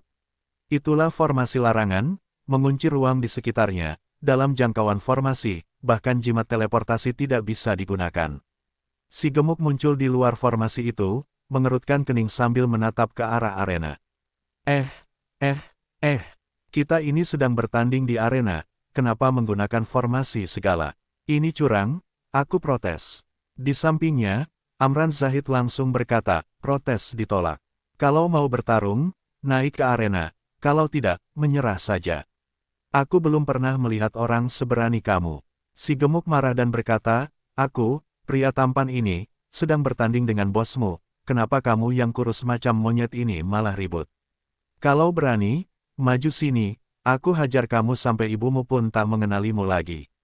Amran Zahid tahu dia bukan tandingannya, jadi dia tidak mendekat. Bosku yang jadi lawanmu, meski kamu licik, itu tak ada gunanya. Kalau kamu tidak naik ke arena, kamu akan dianggap kalah. Si gemuk marah, aku protes. Para kultivator 9 benua di bawah hampir tidak bisa melihat lagi, si gemuk ini benar-benar tak bisa dipercaya. Siapa yang mengira kemampuannya yang luar biasa bisa dihalangi oleh formasi larangan sekecil itu? Di atas tanah, Iwan Parimo mendesah, sungguh tak disangka, generasi muda 9 benua bisa begitu ditekan oleh anak-anak dari dunia 9 langit. Tapi mereka ini bukan yang terkuat, sebelumnya, beberapa anak yang datang ke Istana 9 Benua jauh lebih kuat daripada yang sekarang di arena. Erik Badas mengangguk, mereka dari kuil Dewa Kuno juga jauh lebih kuat, tetapi bahkan demikian, tidak ada yang bisa berdiri untuk menekan mereka. Generasi muda dari berbagai kekuatan di sini adalah para jenius terbaik, sayangnya, tingkat situasi dunia 9 Benua memperlambat laju pertumbuhan mereka. Pada saat itu, suara seorang pemuda terdengar. Gemuk, turunlah cepat. Jangan mempermalukan dirimu, kamu tak akan menang melawannya.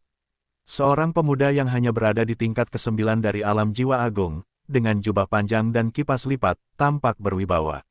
Dia sendirian, tanpa pengawal, jelas dia hanya datang untuk melihat-lihat. Si gemuk menatap ke arah tanah dan pandangannya terkunci pada pemuda itu.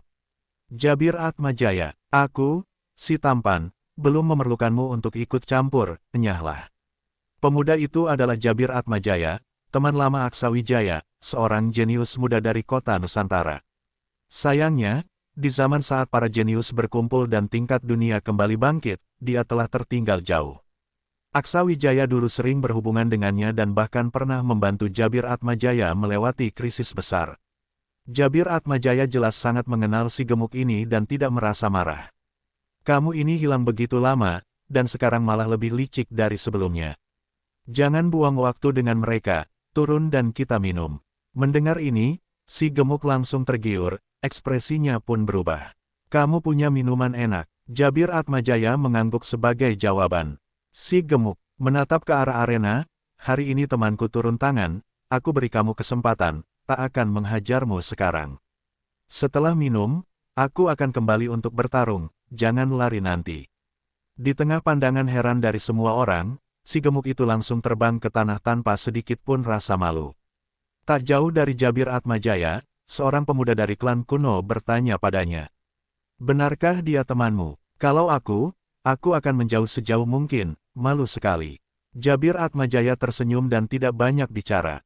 Kalau si gemuk itu tidak seperti ini, dia bukanlah orang yang Jabir Atmajaya kenal. Di udara, Amran Zahid mengerutkan kening sambil menatap punggung si gemuk itu. Sungguh membuang waktu, tapi izinkan aku mengatakan ini, jika kamu bahkan tidak punya keberanian untuk bertarung, lebih baik tidak perlu naik. Bosku tak punya waktu untuk disia-siakan, apakah tidak ada yang mampu bertarung di sini? Para tetua di sekitar langsung melihat para pemuda di sebelah mereka, tapi sayangnya, tidak ada yang yakin bisa mengalahkan mereka.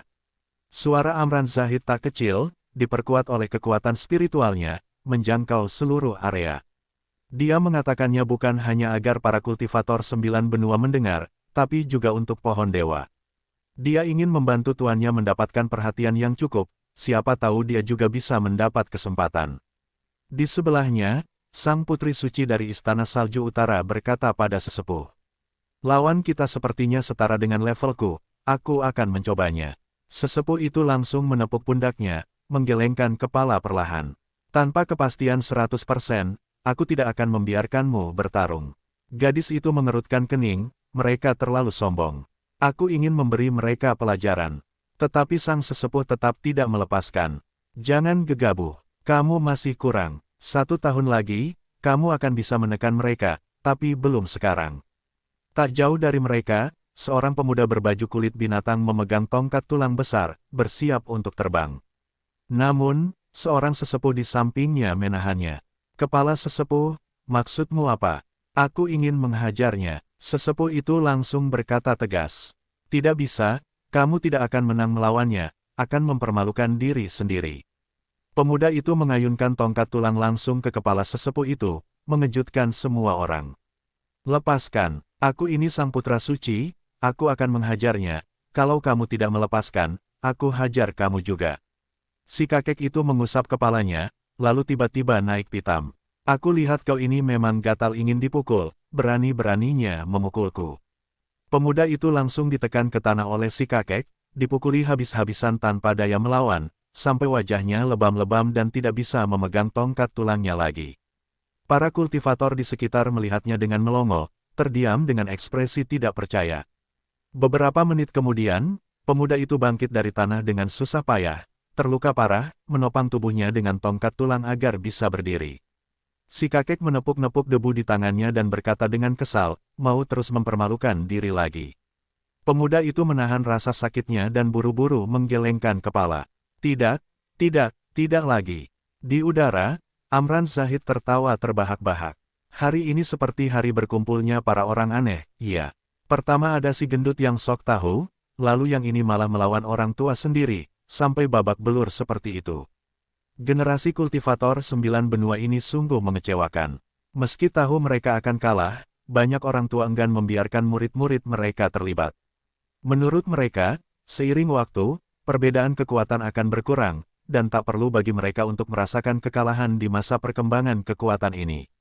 Dan bagi mereka yang cukup berani maju, semuanya berakhir dengan kekalahan. Di tengah kesunyian di tanah, dua sosok sudah berdiri cukup lama di puncak gunung yang jauh. Kultivator dari dunia 9 langit ini semua begitu sombong, ya. Pria tinggi di sampingnya mendengus tidak puas. Hanya sekumpulan pecundang, yang benar-benar kuat justru tidak ada yang datang. Jika aku tidak salah, mereka menantang banyak ahli demi menarik perhatian pohon dewa. Pemuda tampan di sampingnya tersenyum. Tepat sekali, mereka tidak memasang arena lebih awal atau lebih lambat, dan baru saja saat pohon dewa mengarahkan pikirannya ke 9 benua, mereka langsung memasang arena, menantang kultivator sebayanya di 9 benua, hanya untuk menarik perhatian pohon dewa. Ikut denganku sebentar, kau jadi pintar juga. Bos, aku selalu pintar, oke. Cuma biasanya untuk lawan-lawan itu tidak perlu pakai otak, tinggal hajar saja. Tapi orang-orang tadi benar-benar bikin aku terkesan. Jurus si gendut itu, bos, apa kau paham? Paham atau tidak, itu tidak penting. Kita bisa bertanya langsung padanya. Kau kenal dia? Pemuda itu tersenyum tanpa menjawab, lalu mengarahkan kesadarannya. Di dekat hutan, si gendut sedang makan daging besar-besar dan minum arak dengan lahap, sama sekali tidak terpengaruh oleh ejekan Amran Zahid. Di sampingnya, Jabir Atmajaya tetap tampil elegan dengan senyum di wajahnya. Si gendut tiba-tiba berhenti, tubuhnya bergetar. Sebuah suara terdengar dalam pikirannya, Ruslan Wijaya, lama tidak bertemu. Si gendut segera menoleh ke sekeliling, jelas mencari asal suara itu, namun tidak menemukan siapapun. Sialan, kau di mana? Aku rindu padamu. Di puncak gunung belakang. Dasar gendut mesum, kau lebih tidak tahu malu dari sebelumnya, benar-benar membuka mataku.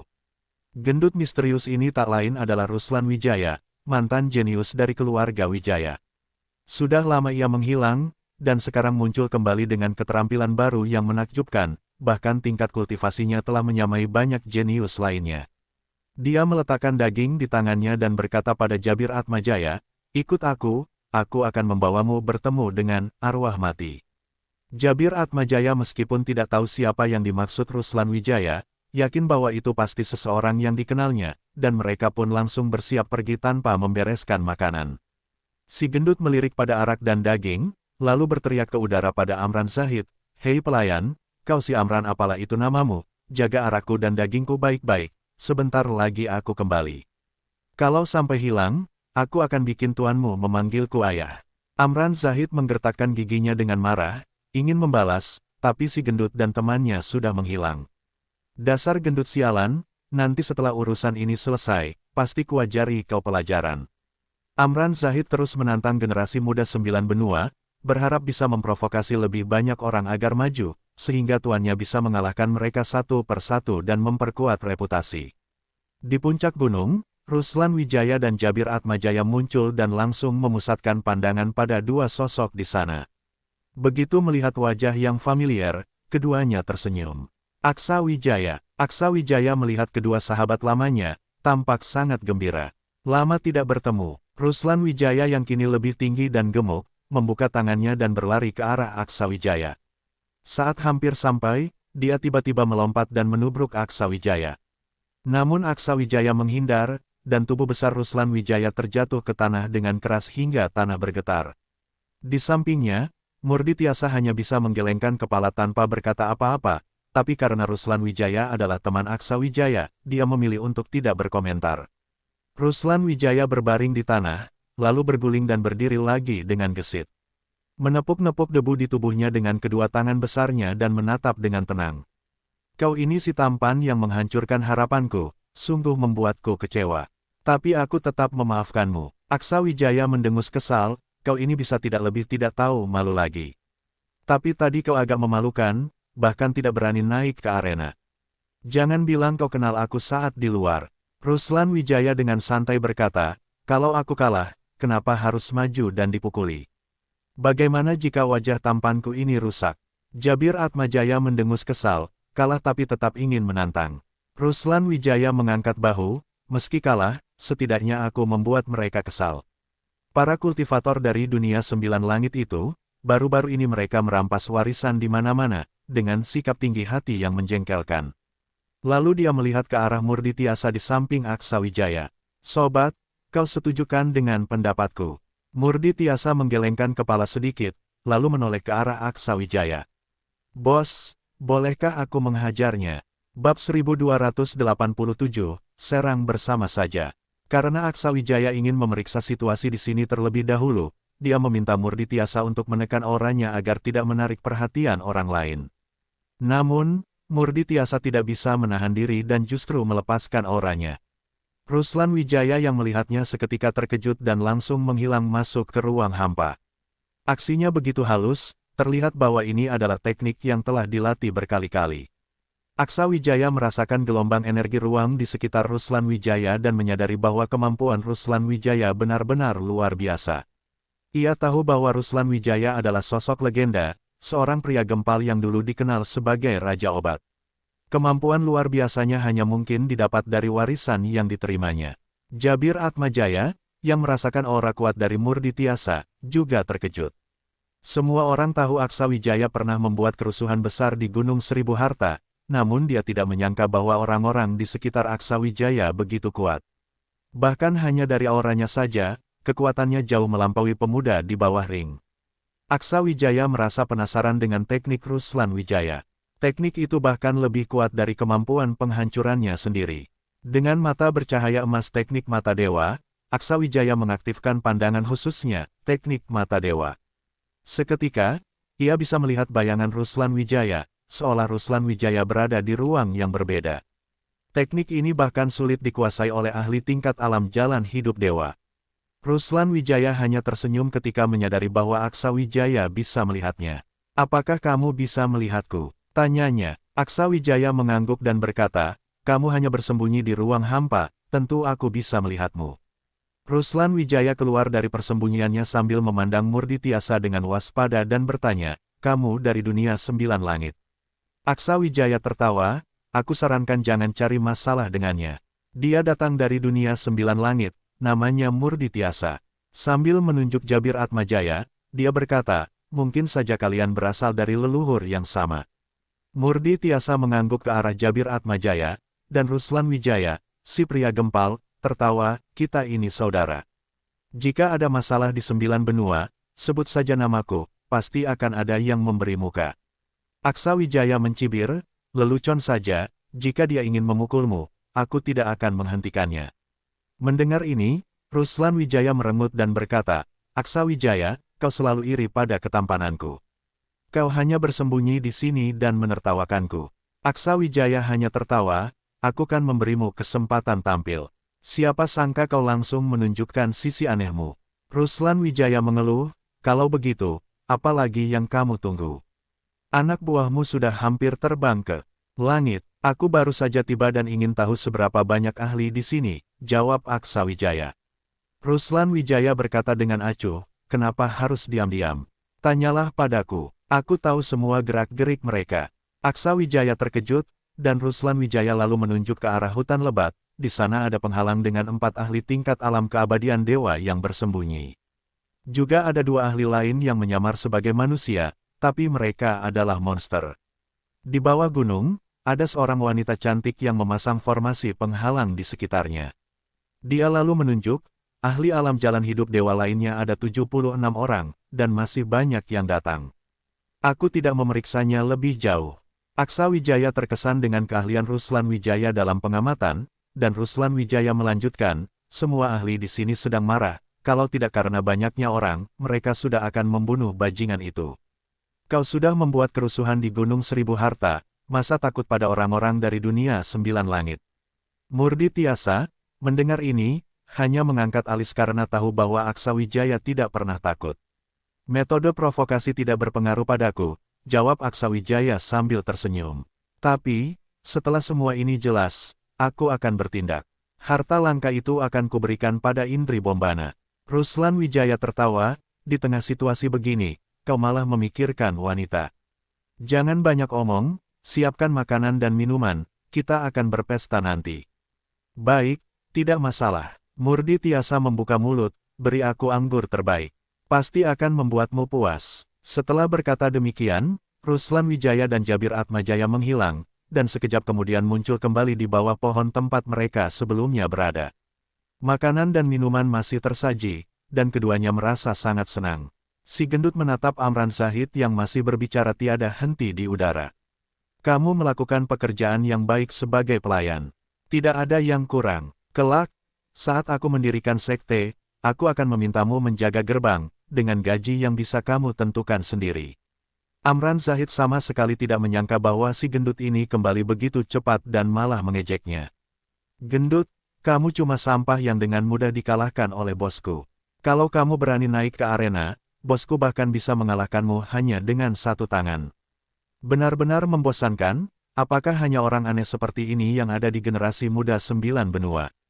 Ruslan Wijaya mengejek, "Setiap kali kamu buka mulut, kamu sebut-sebut bosmu, apa kamu benar-benar penting? Tunggu sampai adik-adikku datang, kamu akan tahu bahwa kalian semua hanya sampah yang tidak layak untuk dilawan." Amran Zahid mencibir, "Lucu sekali, benar-benar membuatku tertawa. Sepertinya generasi 9 benua ini sudah hancur." Saat itu, aura yang kuat datang dari kejauhan, dan ternyata itu adalah Murditiasa. Tanpa menyembunyikan auranya, dia memperlihatkan kekuatannya sepenuhnya sambil melayang di udara dengan tatapan penuh tekad dan penuh wibawa. Dia berdiri di udara, memandang arena dengan kening berkerut. Apa kalian sampah-sampah ini yang mendirikan arena di sini? Apakah hadiah ini untuk pemenang? Dimanapun Murdi Tiasa berada, dia selalu menarik perhatian banyak orang. Seperti bintang yang cemerlang, dia memberi kesan mendalam. Auranya begitu kuat hingga tak tertandingi. Pada pandangan pertama, Amran Zahid terpana melihat Murdi Tiasa. Aura itu begitu akrab baginya. Di antara para pemuda berbakat yang pertama kali memasuki 9 benua, dia adalah salah satu yang terkuat, terkenal di generasi muda dunia 9 langit. Siapa yang tidak mengenalnya? Meskipun penampilannya telah berubah, auranya tak bisa ditutupi. Murdi Tiasa, kenapa Anda ada di sini? Amran Zahid terkejut dan bahkan merubah panggilannya, karena dia tidak berani menyinggung orang ini. Murdi Tiasa mengangkat alisnya, kemudian memandang beberapa orang di kejauhan dengan tatapan dingin. Aku harus bertarung dengan kalian. Amran Zahid segera berkata, Tuan Murdi, Anda salah paham. Anda baru datang dan mungkin belum memahami situasinya. Kami sedang menantang para ahli seusia kami di 9 benua.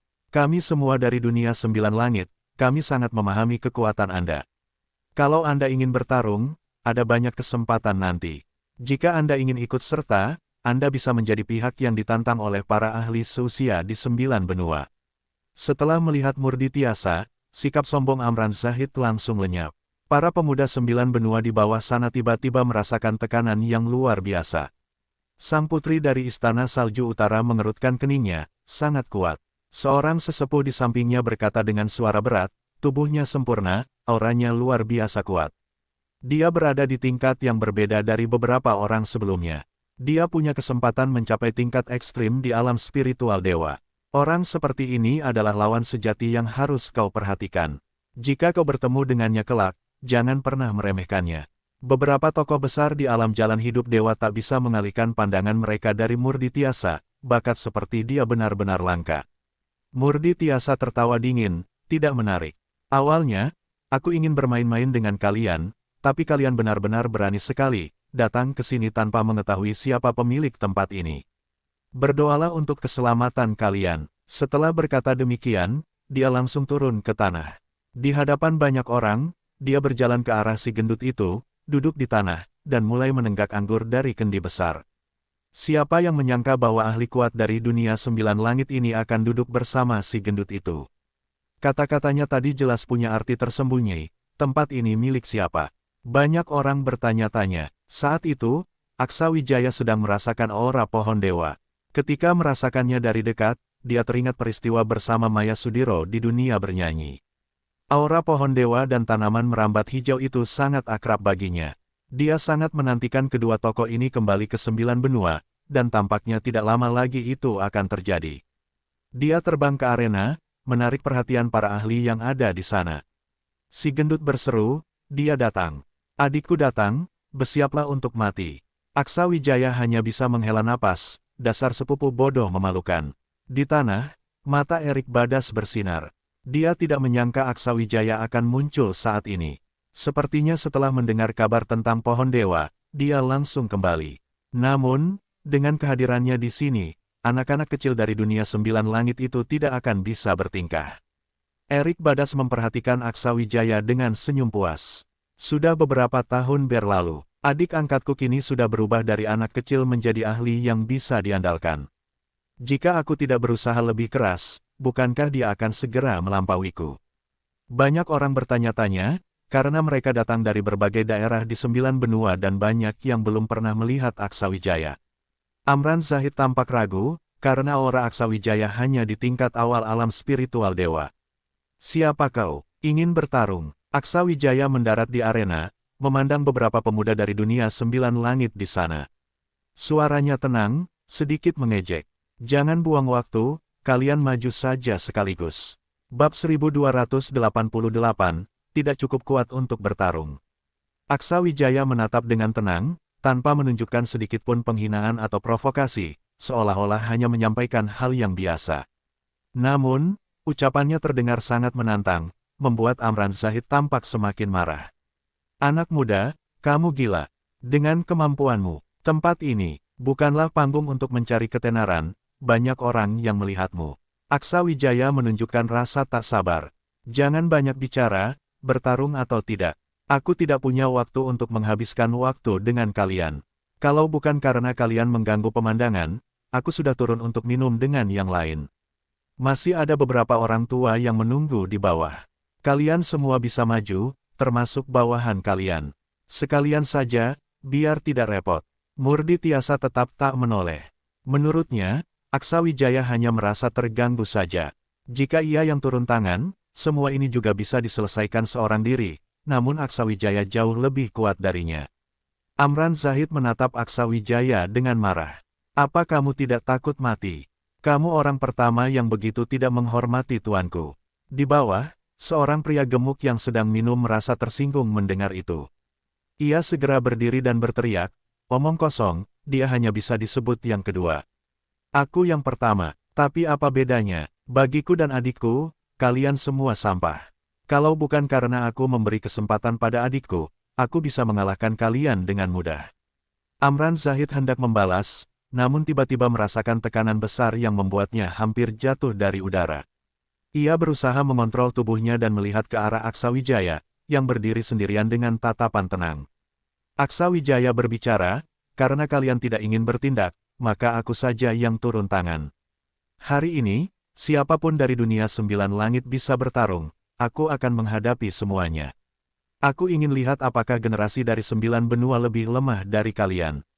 Kekuatan Aksawijaya melonjak, langsung menekan para pemuda dari dunia 9 langit. Mereka pun terkejut dan terpacu menghadapi tantangan ini. Salah satu dari mereka maju, menunjukkan kekuatan alam spiritual Dewa tahap ke-8, meski Aksawijaya hanya berada di tahap pertama. Menurutnya, ia bisa mengalahkannya sendirian. Aku duluan, tak kusangka seorang pemula sepertimu bisa begitu sombong. Tapi itu tak ada gunanya. Di dunia ini, hanya kekuatan yang bicara. Kamu, belum selesai bicara, tubuh Aksawijaya tiba-tiba bergerak cepat. Sekejap, lawan sudah dipegang erat di leher oleh Aksawijaya. Kamu terlalu banyak bicara, bisik Aksawijaya di telinganya. Saat lawan hendak melawan, berbagai warna api tiba-tiba menyatu di depannya. Boom! Suara ledakan bergema di arena, tubuh mereka tertelan cahaya api, membuat arena tidak terlihat apa-apa. Ketika api mereda, pemuda dari dunia 9 langit itu tergeletak gemetaran, pakaiannya terbakar, napasnya lemah, jelas tidak lagi berdaya. Dalam satu serangan sederhana, pertarungan selesai. Semua penonton terdiam, tak percaya dengan apa yang baru saja terjadi. Murdi Tiasa melirik sekilas ke arah kekalahan di arena, meneguk anggur, dan berkata dengan nada menghina, terlalu percaya diri, lemah sekali. Amran Zahid, yang berada paling dekat dengan arena, menyaksikan semua kejadian dengan jelas. Gerakan Aksawijaya begitu cepat hingga ia tak bisa melihatnya dengan baik, tahu-tahu lawannya sudah terperangkap. Para pemuda dari dunia 9 langit, tak mampu lagi memikirkan banyak hal, segera terbang menuju arena. Mereka kini mengerti arti ucapan Murdi Tiasa sebelumnya, 9 benua memang memiliki bakat bertarung yang luar biasa. Pemimpin Amran Zahid memandang serius. Mereka satu persatu memasuki arena, melepaskan seluruh kekuatan. Meski Aksawijaya telah menunjukkan kekuatan, mereka tidak gentar. Alasannya sederhana, selama mereka tidak meremehkan lawan, Aksawijaya tak akan menemukan celah. Kamu menyembunyikan kekuatanmu. Aksawijaya tetap tenang. Bertarung dengan kalian, aku tidak perlu menyembunyikan kekuatanku. Tapi kalian semua masih belum cukup kuat bagiku. Tambahkan 2 orang lagi. Usai berkata, ia menoleh ke arah langit di kanan. Kamu di sana, kelihatannya cukup kuat. Kemudian ia memandang ke kiri. Gadis dari dunia 9 langit, kamu juga tak perlu bersembunyi. Mumpung kalian sudah datang, aku sekalian berlatih dengan kalian. Aku cuma ingin bilang, rendah hatilah, terlalu sombong hanya membuatmu kehilangan nyawa. Tak perlu aku mengundang kalian keluar, bukan? Aksawijaya telah menggunakan kekuatan mata ilahinya untuk melihat para ahli itu sejak awal, memahami metode mereka dalam menyembunyikan diri. Seperti yang diduga, 2 sosok muncul dari arah yang ia tunjuk, 2 pemuda dari dunia 9 langit dengan kekuatan alam spiritual Dewa tahap ke-9. Mereka menatap Aksawijaya, tampak terkejut bahwa ia mampu menembus penyamaran mereka, yang biasanya mereka yakini ampuh. Murdi Tiasa yang melihat mereka juga mengangkat alis, kali ini menunjukkan ekspresi lebih serius tanpa sikap meremehkan seperti sebelumnya. Gadis itu memandang Aksawijaya dengan senyum, jika tebakanku benar, pemuda tampan ini pastilah penguasa sekte langit dalam dunia 9 benua, bukan? Nama Aksawijaya langsung menimbulkan reaksi besar di antara para kultivator 9 benua di bawah. Banyak yang ingin melihat seperti apa pemuda jenius dalam legenda ini, mereka tidak menyangka dia akan semudah ini. Aksawijaya tidak merespons. Baginya, tidak ada yang perlu dijawab, karena ini bukanlah rahasia. Di antara para ahli di bawah, Erik Badas dan Iwan Parimo sudah sangat paham. Seorang pria lain dengan tinggi lebih dari 2 meter, namun sangat kurus hingga terlihat hanya kulit dan tulang, berdiri memandang Aksawijaya. Walau terlihat lemah, Aksawijaya dapat merasakan bahwa kekuatan pria ini sedikit lebih tinggi daripada gadis itu. Dia menatap Aksawijaya dan langsung berkata, "Tak kusangka, Aksawijaya yang legendaris muncul di sini. Tapi kemunculanmu bersama Murdi Tiasa bisa dimengerti, kalian pasti baru kembali dari dunia rahasia Gunung Balekodi, bukan?" Setelah itu, dia melihat ke arah Murdi Tiasa dengan tatapan penuh provokasi. "Saudara Murdi, kau ini jenius dari dunia 9 langit. Aksawijaya tidak menganggap kita. Kau sebaiknya naik dan memberinya sedikit pelajaran, bagaimana menurutmu?" Murdi Tiasa tertawa dingin. "Hah, dengan kalian, aku tidak tertarik bekerja sama dengan kalian, apalagi jika pada akhirnya tetap saja tak bisa mengalahkannya. Aku tidak mau maju untuk dianiaya." Gadis itu terkejut mendengar Murdi Tiasa yang biasanya percaya diri berkata begitu. Dia penasaran apakah Aksawijaya benar-benar sekuat yang dikatakan. Dia menatap Aksawijaya dan tiba-tiba mengedipkan mata, beku. Murdi Tiasa, melihat gadis itu tiba-tiba menyerang, segera memperingatkan, hati-hati dengan ilusinya. Sebelum selesai bicara, gadis itu tiba-tiba terpental ke belakang dengan wajah pucat. Tampak seulas senyum jahat di wajah Aksawijaya, bibirnya terangkat. Hanya segini, mengecewakan sekali. Gadis itu terkejut melihat seberapa kuat kekuatan mental Aksawijaya. Lebih dari itu, teknik mantra Dewa Iblis membuat kekuatan mentalnya sangat tangguh. Mencoba menggunakan ilusi untuk melawan Aksawijaya adalah sia-sia karena gadis itu masih belum cukup kuat. Sekejap, para kultivator dari dunia 9 langit mulai bergerak bersamaan. Pemuda kurus itu maju langsung menuju Aksawijaya, sementara yang lainnya menjaga jarak. Dua kultivator ahli energi tubuh menyerang dari kedua sisi, tampak serius dan mengeluarkan seluruh kekuatan mereka. Aksawijaya berhadapan dengan pemuda itu, dan ketika tinju mereka bertabrakan, Aksawijaya merasakan kekuatan aneh dari tinju kering pemuda itu. Teknik pelepasan tenaga teknik naga terbang beroperasi dengan sendirinya. Seketika dia mengayunkan tinjunya lagi, membuat pemuda itu harus menangkis dengan tangan lainnya. Namun kali ini, kekuatannya tidak sebesar tadi, dan dia terpental ke belakang. Di sisi Aksawijaya, dua sosok sudah mendekat, masing-masing memegang senjata. Mereka menyerang dengan terkoordinasi, berharap bisa melukai Aksawijaya. Namun sebelum mereka sempat mendekat, bola api besar meledak di depan mereka, menghambat pendekatan mereka dan membuat mereka terpental ke belakang. Serangan energi spiritual dari segala penjuru datang ke arah Aksawijaya, menakjubkan dalam kekuatan dan keragaman energinya. Aksawijaya tetap diam. Dengan teknik 5 elemen besar, 5 jenis energi berbeda bersatu di atas kepalanya, membentuk perisai cahaya 5 warna yang dengan mudah menahan serangan itu. Kekuatan pertahanan perisai itu luar biasa, kokoh tak tergoyahkan. Dari awal hingga kini, posisi Aksawijaya bahkan tidak berubah, menunjukkan perbedaan kekuatan yang jelas. Seorang pria gemuk hampir menjatuhkan daging yang sedang ia kunyah dari mulutnya. "Astaga, Aksawijaya sekarang sekuat ini." Jabir Atmajaya berkata, "Apa kau tidak tahu? Belum lama ini dia bahkan bisa bertarung imbang dengan seorang kultivator alam hukum dewa, jadi melawan para jenius tingkat alam spiritual dewa ini seharusnya tidak terlalu sulit." Murdi Tiasa menimpali, kalah tentu tidak mungkin, tapi untuk menang dengan mudah juga tidak semudah itu. Jangan remehkan dua orang itu.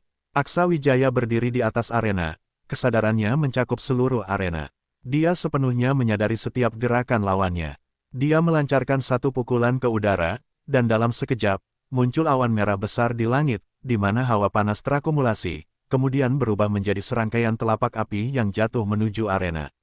Api menyinari langit, semua serangan terpusat di arena, dan para kultivator di bawah bergabung untuk melawan serangan itu. Namun, hanya si kurus yang terus menyerang Aksawijaya di tengah api, dengan pandangan penuh tekad, tanpa peduli pada kekalahan sebelumnya. Ketika ia menyerang, ada kekuatan aneh yang mengikutinya, yang meskipun hanya di serangan pertama, dapat langsung menentukan pemenang jika tidak diantisipasi. Kali ini, mereka beradu tinju lagi. Namun Aksawijaya hanya merasakan kekuatan fisik lawannya yang luar biasa, yang jelas telah ditempa berkali-kali untuk mencapai level ini. Serangan kedua segera menghantamnya, dan Aksawijaya mengangkat tangan untuk menahan, namun kekuatan aneh itu membuat lengannya sedikit kesemutan. Pemuda itu tampak senang melihat keberhasilannya, merasa bangga. Namun saat melihat Aksawijaya hanya mundur 2 langkah sebelum stabil, ekspresi pemuda itu berubah bingung. Tidak mungkin. Bab 1289, Aura Tak Terkalahkan. Saat mereka pertama kali bertarung, dia bisa merasakan bahwa Aksawijaya telah menggunakan teknik pelepasan tenaga untuk dengan cerdik menetralkan serangannya. Namun, dia tidak merasa kecewa, karena pertarungan ini pada dasarnya adalah ujian kecerdikan dan keteguhan hati. Pada serangan kali ini, dia menggunakan pukulan pertama untuk mengelabui Aksawijaya, membuat Aksawijaya menggunakan teknik pelepasan tenaga. Lalu, serangan utamanya ia letakkan pada pukulan kedua. Awalnya, dia yakin dengan kemampuannya, ia pasti bisa melemparkan Aksawijaya jauh, atau setidaknya tidak kalah dari serangannya sebelumnya. Dia tahu betul seberapa kuat pukulan itu adalah keahlian utamanya. Namun, Aksawijaya malah berhasil menahan serangan tersebut tanpa terluka. Ia hanya mundur 2 langkah, lalu kembali berdiri dengan stabil, tanpa napas yang terganggu dan tetap tenang. Tubuhnya sekeras baja dan sangat tangguh. Aksawijaya menyentuh lengannya, sudah lama dia tidak merasakan ancaman semacam ini. Serangan pria itu memang kuat, namun masih dalam batas daya tahan tubuhnya. Cukup cerdik, tapi masih kurang sedikit. Jauh dibandingkan Murditiasa. Ketika seluruh perhatian Aksawijaya tertuju pada pria itu, seorang gadis mendekatinya dengan gerakan yang begitu halus, hingga tiba di belakangnya tanpa suara. Di belakang gadis itu muncul bayangan besar berupa sosok dari ras iblis kuno. Tubuhnya hitam legam dan matanya bersinar dengan cahaya ungu yang mencekam. Itu apa? Jabir Atmajaya bertanya. Seorang pria gemuk di sampingnya menjawab, itu dari klan iblis hitam, yang sudah punah. Teknik gadis itu mungkin berhubungan dengan klan ini. Mereka ahli dalam kekuatan mental, menggunakan kekuatan pikiran untuk mengendalikan ras lain agar bekerja untuk mereka. Setiap anggota klan iblis hitam biasanya memiliki beberapa pejuang dari ras lain sebagai budak. Mereka sangat sulit dihadapi. Murditiasa terkejut melihat pria gemuk itu. Tak disangka kau tahu banyak. Bahkan di dunia 9 langit, pengetahuan ini langka karena sejarah klan iblis hitam nyaris tidak tercatat. Pria gemuk itu tersenyum, aku sering keluar masuk tempat-tempat terlarang dan kuno, jadi banyak yang kutahu. Nanti kalau ada kesempatan, kubawa kau untuk belajar lebih banyak. Mengingat kekuatan luar biasa pria gemuk itu sebelumnya, mata Murditiasa tampak berkilat. Pria ini tidak sekadar omong besar, dengan kemampuannya, keluar masuk daerah kuno bukanlah masalah. Di arena, gadis itu mengarahkan tatapan ungunya yang bersinar pada Aksawijaya, lalu melepaskan kekuatan yang menyelimuti tubuh Aksawijaya sepenuhnya. Tubuh Aksawijaya tergetar, dan seketika ia merasakan perubahan di sekitarnya. Api masih berkobar, namun para petarung lain di arena menghilang satu persatu, bahkan aura mereka pun tak terasa lagi. Dalam kondisi teknik mantra Dewa Iblis aktif, Aksawijaya tetap tenang. Tidak peduli seberapa sulit situasinya, dia tidak akan gugup. Api mata emas, mata Dewa Aksawijaya terbuka, memancarkan cahaya merah, dan dalam sekejap semua kembali seperti semula. Namun, aura orang-orang itu masih tidak dapat dia rasakan. Aksawijaya segera sadar bahwa seseorang sedang mengganggu persepsinya dengan kekuatan mental, ini adalah teknik ilusi tingkat tinggi. Saat dia menoleh ke belakang, dia melihat pancaran ungu dari mata gadis itu, menyelimuti daerah sekitarnya. Bayangan besar dari klan iblis hitam semakin memperkuat kekuatan mental gadis itu, membuat Aksawijaya tanpa sadar terperangkap dalam ilusi. Gadis itu berbicara, pikiran pria ini sangat kuat, aku tidak bisa bertahan lama. Cepat, selesaikan dia. Para petarung yang bertahan dari serangan api mendengar perintah itu dan langsung menyerbu ke arah Aksawijaya. Di belakangnya, seorang pemuda tinggi kurus dengan cepat bergerak, meraih leher Aksawijaya, jelas tak memberinya kesempatan. Gadis itu terus memperhatikan Aksawijaya. Meskipun tidak tahu kemampuan dari mata api milik Aksawijaya, dia sangat percaya diri dengan tekniknya sendiri. Serangan pertama hanyalah percobaan, namun sekarang dia berada dalam kondisi terkuat. Dia yakin Aksawijaya, yang baru saja memasuki tingkat alam spiritual dewa, tak akan mampu bertahan. Namun, pada saat itu, dia melihat Aksawijaya tersenyum, senyuman nakal yang terlukis di wajahnya. Di saat yang sama, para petarung dari dunia 9 langit sudah berkumpul di sekitar Aksawijaya, siap menyerang bersama untuk mengakhiri pertarungan ini dalam satu serangan. Gadis itu tiba-tiba tersadar dan buru-buru berteriak, "Tidak! Cepat mundur!" Terdengar suara Aksawijaya yang menggelegar di telinga mereka, terlambat. Petir meledak dari tubuh Aksawijaya, energi spiritual yang kuat dengan cepat menyebar, seketika memenuhi seluruh arena. Aksawijaya memanipulasi kekuatan dari kolam petir dalam dirinya, mengorbankan sepertiga energi spiritual di dalam tubuhnya. Untuk sekali ledakan, kekuatan yang muncul bahkan melebihi teknik api gabungan miliknya. Boom! Dengan suara gemuruh petir, para petarung dari dunia bawah lenyap tertelan dalam lautan petir. Bayangan besar klan iblis hitam di belakang gadis itu juga menghilang dalam sekejap. Meskipun gadis itu memiliki kekuatan pikiran yang besar, dia bukan seorang pejuang tubuh. Ketahanan tubuhnya tidaklah kuat, lebih banyak bergantung pada harta spiritual pelindung untuk bertahan dari serangan luar. Di tengah lautan petir ini, kilat menyambar tanpa celah, mengandung kekuatan hukuman dan kekuatan dari badai petir. Aksawijaya dengan gigih menggerakkan kolam petir, meski harus mengorbankan kekuatan spiritualnya. Tidak mudah untuk menahan serangan seperti ini. Para kultivator di bawah hanya bisa diam, terpana. Kekuatan Aksawijaya benar-benar luar biasa. Para senior yang hadir melirik murid-murid mereka dengan tatapan cemas. Jika para pemuda berbakat ini nantinya bisa bersaing dengan para jenius dari dunia 9 langit, apakah mereka bisa mengungguli Aksawijaya? Dari situasi saat ini, tampaknya tidak ada peluang sama sekali. Kekuatan Aksawijaya melampaui batas, dan para ahli yang hadir dapat melihat lebih banyak daripada para pemuda. Di dalam penghalang di kejauhan, 4 ahli dari alam keabadian dewa terkejut dan senang. Sebelum Andina Dalman sempat berbicara, Salim Junjung langsung berkata, "Ini bagus. Jika anak ini bisa menjadi muridku, aku akan sangat menghargainya dan melatihnya dengan baik." Seorang pria lain bernama Ronald Biromaru menyela, "Itu tidak mungkin. Keluargamu, keluarga Junjung, tidak punya lingkungan sebaik keluarga Biromaru. Dia harus menjadi muridku." Andina Dalman tersenyum melihat Sindar Palolo yang belum berkomentar, "Kau tidak tertarik dengan anak ini?" Sindar Palolo menjawab, "Mana mungkin aku punya dana seperti mereka. Aku hanyalah kultivator yang mengandalkan diri sendiri, sumber dayaku habis untuk diriku sendiri. Tentu aku ingin menjadikannya murid, tapi sayangnya aku tidak mampu." Salim Junjung heran melihat Andina Dalman. "Kami sudah bicara lama, kenapa kau tidak menyatakan pendapatmu? Apakah kau tidak akan bersaing dengan kami? Sejak kapan kau jadi begitu dermawan?" Andina Dalman tertawa kecil, "Tidak perlu repot-repot. Dia tidak mungkin menjadi murid kalian. Sekte Langit adalah tempat yang didirikan oleh guruku untuk mengikat perjanjian, dan dia adalah pemimpinnya. Dia adalah Aksawijaya, bocah yang dikabarkan membawa guruku kembali dari dunia besar. Aku sudah menyelidiki identitasnya. Dia memiliki darah keluarga Wijaya, meski masa kecilnya biasa saja, namun perkembangannya cepat, dan dia berbakat dalam seni alkimia. Kabarnya, ada seorang tokoh besar di belakangnya, tapi sayangnya tidak ada yang tahu siapa." Salim Junjung mengangkat alis, "Lalu apa? Dia tidak memiliki sedikit pun teknik gurumu. Kami juga berada di alam keabadian dewa, masa dia tidak memandang kami?" Andina Dalman berkata, "Kau seharusnya mendengarkan sampai aku selesai. Ternyata kalian benar-benar tidak tahu situasi ini. Di Sekte Langit, masih ada seseorang yang kalian kenal, yaitu senior rahib Sakala dari kota pertarungan Istana Langit."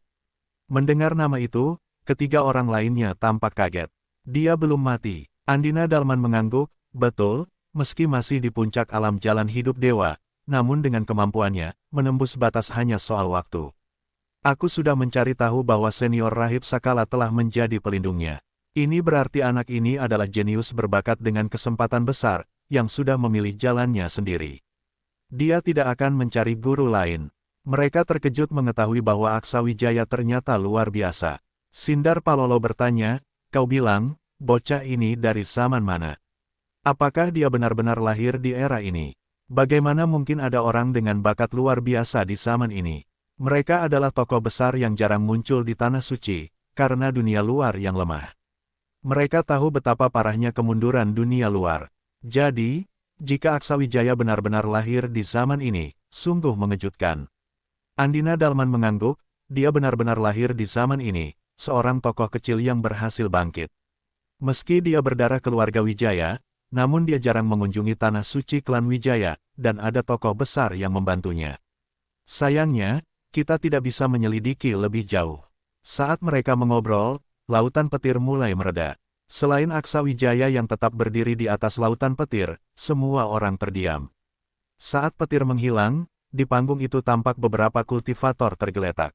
Hanya tersisa 2 orang yang masih mampu bertahan, seorang gadis dan seorang pemuda kurus tinggi. Mereka tampak berantakan dan memandang Aksawijaya dengan kaget. Dengan sedikit lemah, gadis itu mempertahankan perlindungan dan bertanya, benarkah kau hanya berada di tingkat alam spiritual dewa tingkat pertama? Aksawijaya tersenyum, meski aku belum mencapai tingkat alam spiritual dewa pertama, kalian tetap bukan tandinganku. Jika ada Murditiasa, mungkin akan sedikit merepotkan. Dia lalu melihat ke arah Murditiasa yang sedang minum.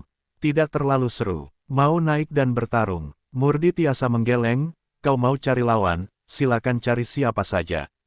Aku tidak akan bertarung denganmu.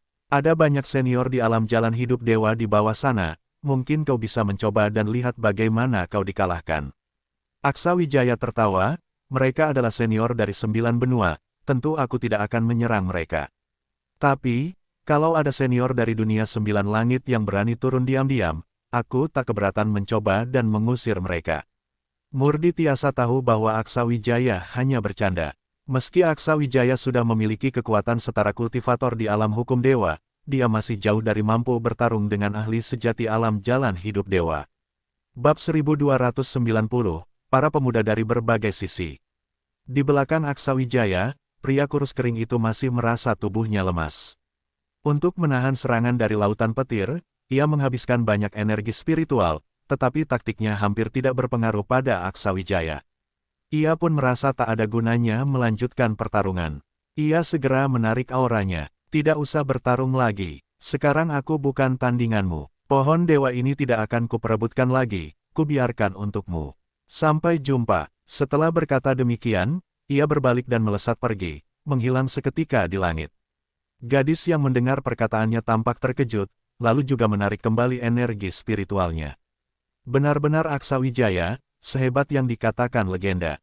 Tampaknya kepemilikan pohon dewa kali ini sudah tidak perlu diragukan lagi, pasti milikmu.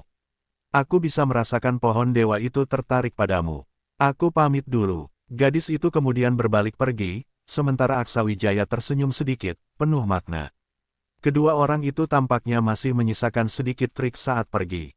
Mereka berbicara keras, 2 kali menyatakan bahwa Aksawijaya datang untuk memperjuangkan pohon dewa. Jelas, kata-kata itu bukan untuk didengar Aksawijaya, melainkan ditujukan kepada kekuatan besar yang ada di bawah sana dari 9 benua. Mereka datang dari jauh tentu bukan sekadar untuk menonton. Mana ada kekuatan yang tidak menginginkan pohon dewa berakar di wilayah mereka sendiri. Aksawijaya dan kelompoknya, Sekte Langit, jelas merupakan ancaman terbesar karena di peradaban sebelumnya, pohon dewa pernah berakar di Gunung Seribu Awan. Namun, saat ini, tidak ada yang akan menyulitkan Aksawijaya.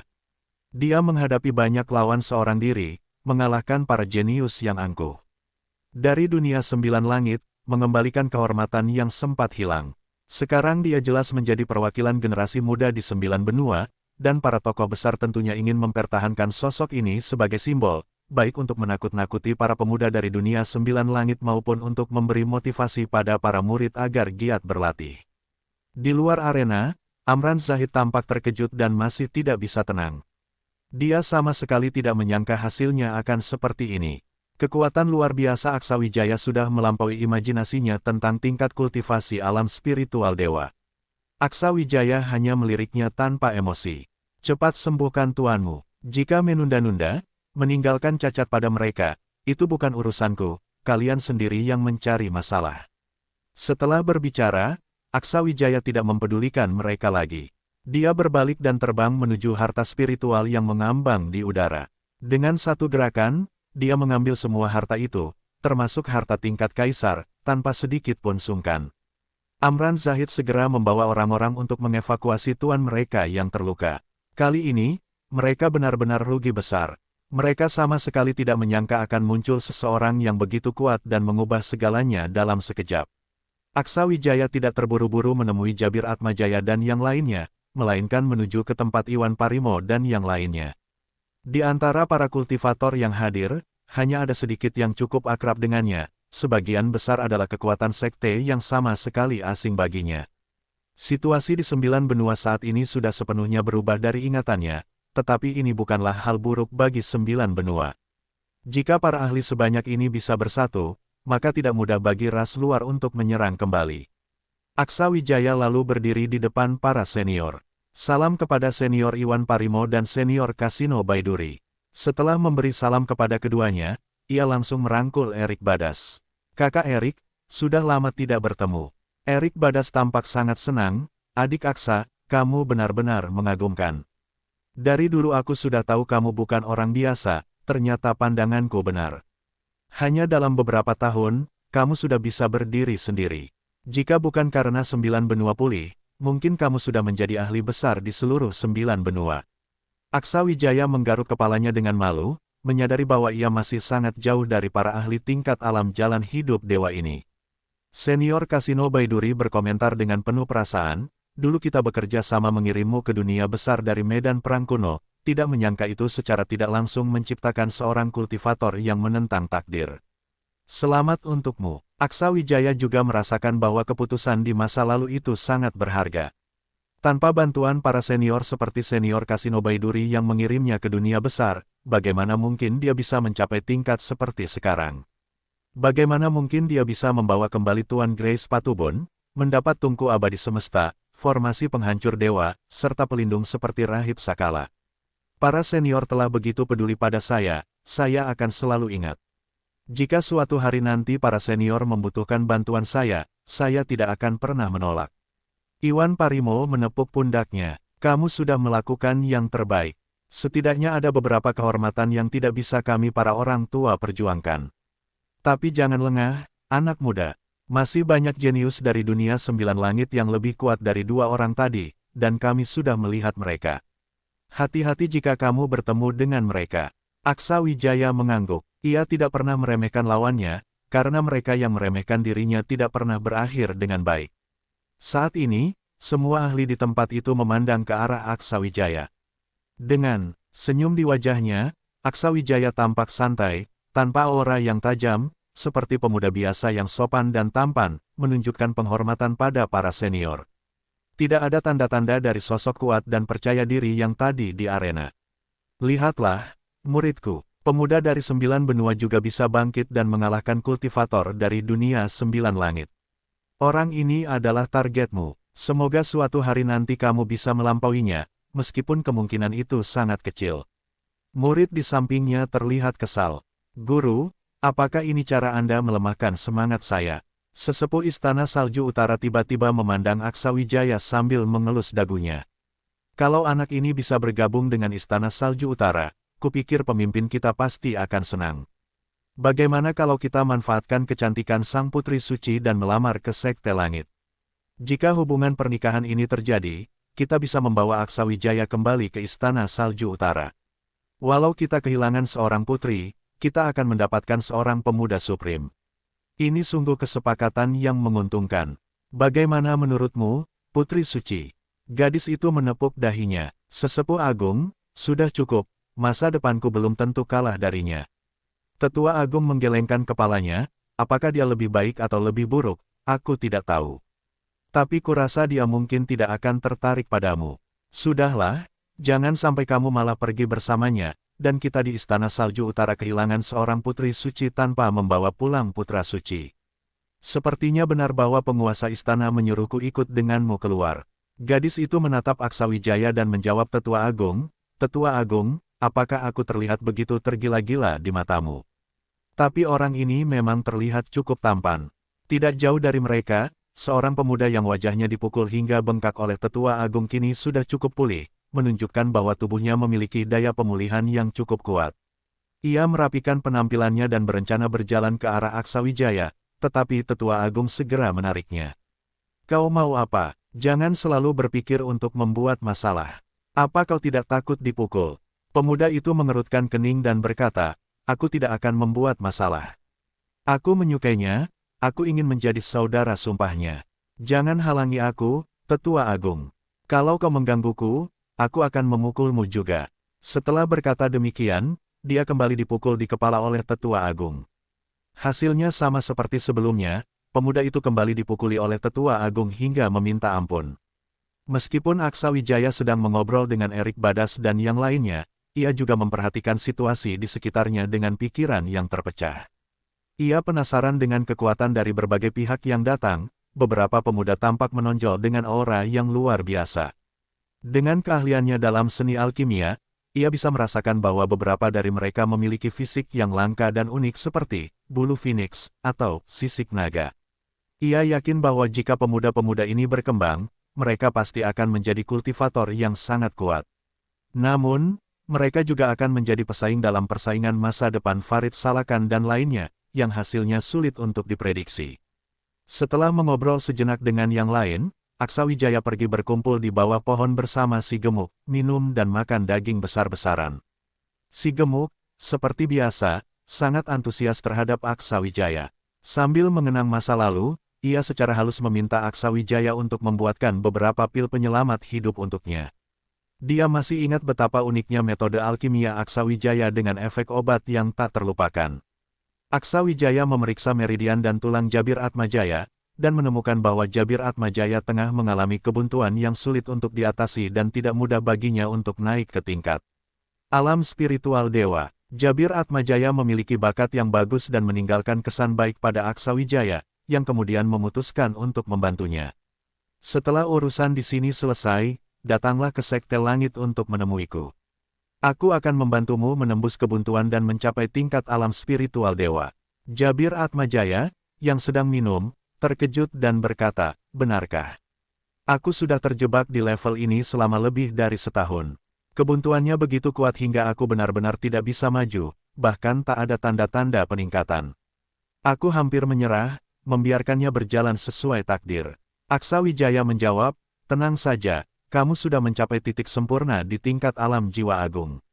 Kamu hanya tinggal sedikit lagi untuk menembusnya. Aku bisa membantu memperkuat tubuh dan menyucikan darahmu lagi. Aku yakin menembus batasan ini bukan masalah. Jabir Atmajaya menatap Aksawijaya dengan penuh kegembiraan. Ini adalah kabar terbaik yang dia dengar dalam 2 tahun terakhir. Ketika Aksawijaya membawa keluarga cabang tanah datar keluar dari keluarga Wijaya, kota Nusantara selalu berada di bawah tekanan dari luar. Dia mengira sulit baginya bertemu Aksawijaya lagi. Tak disangka, selain bisa bertemu kembali, Aksawijaya bahkan bersedia membantunya. Ini sungguh luar biasa. Di sampingnya, Murdi Tiasa, yang sedang minum, bertanya, kau berlatih metode apa? Coba jalankan metode kultivasimu, aku akan memeriksanya. Murdi Tiasa memegang pergelangan tangan Jabir Atmajaya, menutup matanya, dan menenggak seteguk arak kuat. Jabir Atmajaya tidak melawan karena dia tahu Murdi Tiasa adalah seorang ahli, jadi dia mulai menjalankan metodenya. Sesaat kemudian, energi spiritualnya meledak, dan dia bisa merasakan perubahan cepat dalam auranya. Namun, Murdi Tiasa tiba-tiba berhenti, membuka matanya, dan berkata, sudah cukup. Dari mana kau mendapatkan metode ini? Jabir Atmajaya menjawab, ini metode keluarga Atmajaya yang diwariskan turun-temurun. Semua anggota keluargaku mempraktikkan metode ini. Murdi Tiasa mengangguk, lalu mengeluarkan sebuah batu giok roh dan menggenggamnya. Setelah beberapa saat, ia memberikan batu itu kepada Jabir Atmajaya. Metode ini disebut rahasia langit ketujuh. Sayangnya, yang kau pelajari hanyalah versi tidak lengkapnya. Tidak ada seorang pun di keluargamu yang bisa mencapai tingkat alam spiritual dewa, kan? Jabir Atmajaya mengangguk, bagaimana kau tahu? Nama lengkapku adalah Murdi Tiasa Atmajaya, tentu kita punya ikatan darah dan satu leluhur yang sama. Murdi Tiasa berkata, mungkin benar seperti yang dikatakan bosku, mungkin kita memang memiliki darah yang sama. Ini adalah versi lengkap dari rahasia langit ketujuh. Bawa pulang dan lengkapi metode yang hilang, maka kau seharusnya bisa menembusnya.